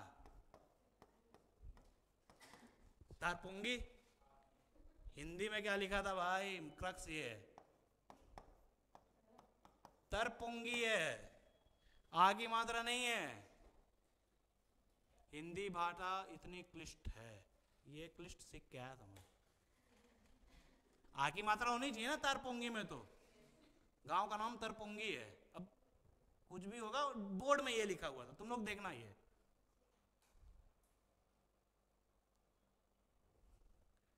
तो अब ये सोचो, सोशियो कल्चरल लिंग्विस्टिकली हम कहाँ जा रहे हैं। सोचने की बात ये है, सिविलाइजेशनल स्टेट वो रहे ना रहे वो अपने पे थोड़ी ना है, मैं तो चले ही जाऊंगा तब तक। ठीक है, मतलब चिरंजीवी थोड़ी हैं अपन। ठीक है कि आज भी हैं कल भी हैं, आज भी पढ़ा रहे हैं कल भी पढ़ा रहे हैं। ठीक है, अपना खुद का एक पर्वत बनाएंगे, रोशन पर्वत, उसमें हम बैठेंगे। तो ये थोड़ा एनालाइज सोचने की बात है। ठीक है, तो ऐसा ऐसा है, ये है। टाइम बहुत ज़्यादा हो गया क्या? एक और था टॉपिक, लेकिन वो भी है फिर 8 बज जाएगा। चलो इसको फिर कल पढ़ लेंगे अपन। ठीक है, समझ में आया तुम लोग को? देखो पढ़ने का मतलब तभी है ना जब सोचने में मजबूर हो, नहीं तो फिर क्या। देखो तुम लोग यूपीएससी की तैयारी कर रहे हो, ठीक है, अभी आप हम पीएससी, और ये दो में डेरोगेटरी नहीं है, हर एग्जाम एग्जाम है, लेकिन ये एग्जाम इतना डेप्थ मांगता है गुरु। ठीक है, आपको आना चाहिए। हिस्ट्री सब्जेक्ट में नहीं है, लेकिन ये लिखने का नहीं है, ये सिर्फ समझने वाली बात थी। इसको लिखवाने जाते तो बस लिखते ही रहते आज, और आज हो भी नहीं पाता। ये कायदे से 3-4 घंटे का फिर है, ये रसिया का इतिहास लिखो, ये लिखो। ये लिखने वाला टॉपिक नहीं है, कुछ चीज़ें समझने वाली है। मैं उस दिन भी बोल के गया था, हर चीज़ें लिखने की नहीं है, लेकिन ये हिस्ट्री समझने के लिए बहुत ज़रूरी है। ठीक है, नहीं पूछेगा यूपीएससी रशिया का हिस्ट्री क्या था, लेकिन हाँ किसी सॉल्यूशन पे डिराइव करने के लिए आपको ये सारी चीज़ें आना चाहिए, तभी तो बोल पाओगे। कुछ नहीं होगा तो कम से कम न्यूज़ चैनल में रात को शाम को 7 बजे जाके ना आजीविका चला लोगे, अगर ये सब आता है तो। ठीक है, चलो थैंक यू। आज 2 ही टॉपिक हुआ यार, और था मेरे को मालूम, लग नहीं रहा था कि ये ज़्यादा लंबा चल जाएगा। बाकी हो गया ना पूरा, यूएस हो गया, यूरोप हो गया। अच्छा एक चीज़ और, थोड़ा सा बच गया। हाँ, मैं यहाँ आया था कि जैसे जितने भी ये देश हैं, ऑस्ट्रेलिया है, न्यूजीलैंड है, ओशियाना ग्रुप न्यूजीलैंड बोलते हैं उसको। ठीक है, ये तो सिर्फ आउटपोस्ट ही हैं इन लोगों के। ठीक है, तो अब जो पॉलिटिकल साइंटिस्ट हैं वो ये इस मत पे भी तैयार नहीं हो रहे हैं कि भाई वेस्टर्न सिविलाइजेशन करके कोई सिविलाइजेशन है भी कि नहीं है। सोचो ना, अब ईस्टर्न सिविलाइजेशन सुने हो गया तुम लोग, वेस्टर्न सिविलाइजेशन, लेकिन है कि नहीं वो कैसे पता चलेगा? कोई यूनिफॉर्मिटी, कोई कंटिन्यूटी तो है नहीं। ठीक है, तो अब साइंटिस्ट मतलब ये वो है कि खुद ही के पैरों कुल्हाड़ी मार लिए वो लोग। हम लोग नहीं गए थे उंगली करने, उन्हीं लोग चालू किए थे, अपन तो चुपचाप बैठे थे, अपने से अपना हड़प्पा नहीं संभल रहा। कितना खोद जहां खोद रहे वहां रफा। सोचो वही नहीं समझ रहा, हम तो जा भी नहीं रहे उसमें। उन्हीं लोग देखो, ये उन्हीं लोग करते हैं जिनके पास खुद का कुछ नहीं है। कल का न्यूज़ था कि कनाडा वाला, सुन रहे हो ना अभी तुम लोग, कनाडा ने हमारे उसको निकाल दिया, हम भी निकाल दिए, यूके उसका साथ दे रहा है। मैं बोला यूके, और यूके बोलता है मैं सैंक्शन कर दूंगा। तो मतलब मैं ऐसे सोच रहा था, मैं बोला बस हम ये बोल देना कि ठीक है सैंक्शन कर दे, लेकिन उसके पहले हमारे से जो जो लेके गए कम से कम वो तो वापस दे दे। फिर बात करते हैं अपन। वो किस मुंह से बोलेगा? और अगर सैंक्शन भी कर देगा तो भारत का जो प्राइम मिनिस्टर यही बोल देगा कि भाई ठीक है सैंक्शन कर दे, हमारी चीज वापस दे दे। यूके का मुंह ही नहीं है ना बोलने को। आजकल देखो हमारा जो फॉरेन मिनिस्टर है तगड़ा आदमी, अभी पाकिस्तान के देखो गॉगल लगा के घूमा, बंदा अपना भेजे उसको। वो यूके में भी जाके बोल दिया कि हमारी चीज वापस दो, लंदन के म्यूजियम में जो रखे हो, ठीक है कुछ नहीं कोहिनूर ही दे दो। अब बात कोहिनूर की नहीं है, बात है कि वो कोहिनूर रानी के क्राउन पे है। क्राउन से कोहिनूर निकाल के फिर रानी जब क्राउन पहनेगी तो वो क्या दिखाएगी? है ना? तो यूके और यूएस सपोर्ट किया है कनाडा को कि हाँ India should cooperate with Canada. तो मैं बोला ठीक है, यूएस तो बोल रहा है, ठीक है बोल रहा है, यूके क्यों बोल रहा है? फिर हम बोलेंगे तो वो चलेगा। और फिर वो भी है ना कि अभी अपने को फ्री ट्रेड एग्रीमेंट्स भी साइन करवाना है उससे। तो ठीक है, तो ये है कि भाई वेस्टर्न सिविलाइजेशन है कि नहीं है। अब तो सवाल उसमें भी खड़ा हो रहा है कि कोई होमोजेनिटी, कोई कंटिन्यूटी तो है नहीं। ठीक है, और फिर यह देखा गया कि वेस्टर्न सिविलाइजेशन भी वेस्टर्न सिविलाइजेशन क्यों नहीं है, क्योंकि फिर अब और इसको गौर से देखा गया तो ये देखा गया कि वेस्टर्न सिविलाइजेशन अपने आप में 10-12 सिविलाइजेशन है। जैसे वेस्टर्न यूरोपियन कंट्रीज में आपको दिखेंगे मैगियार किंगडम मतलब ये हंगरी वाला जो किंगडम है इसको मैगियार बोलते हैं। ठीक है, दूसरा है हेलेनिस्टिक सिविलाइजेशन, तीसरा है Celtic civilisation, Latin civilisation, Slavic civilisation, German civilisation. ये लोग अलग अलग हैं। हिटलर जर्मन गोरा ही है लेकिन फिर भी मारा था ना इन लोगों को। ठीक है, उसके बाद नॉर्डिक, बाल्टिक, इन सब की अलग अलग सभ्यताएं हैं। मतलब एक छोटा देश, उसमें बहुत छोटे छोटे कंट्री, और उन हर छोटे छोटे कंट्री में अपनी सिविलाइजेशन है। तो कितनी सिविलाइजेशन हो गई? तब तो फिर हम लोग नहीं है, फिर तो तुम ही ले लो पूरा, चिड़ खा ले तुम लोग, जीत जाओ। ऐसा सा कुछ है। ठीक है, बहुत सारे सिविलाइजेशंस का गढ़ रहा है यूरोप। लिख लो, ये बहुत वो मुझसे मिला। मैगियार किंगडम, मैगियार MAGYAR। दूसरा है हेलेनिस्टिक, सुने भी हो गए हेलेनिस्टिक। सेल्टिक, लैटिन सुने हो, Slavic, Slovakia, Germanic civilisation German का, नॉर्डिक सिविलाइजेशन, 3 जो ऊपर में है नॉर्वे, स्वीडन, फिनलैंड, इनको नॉर्डिक कंट्रीज कहा जाता है। और इसके बाद बाल्टिक, इसके बाद भी बहुत सारे हैं, छोड़ दो।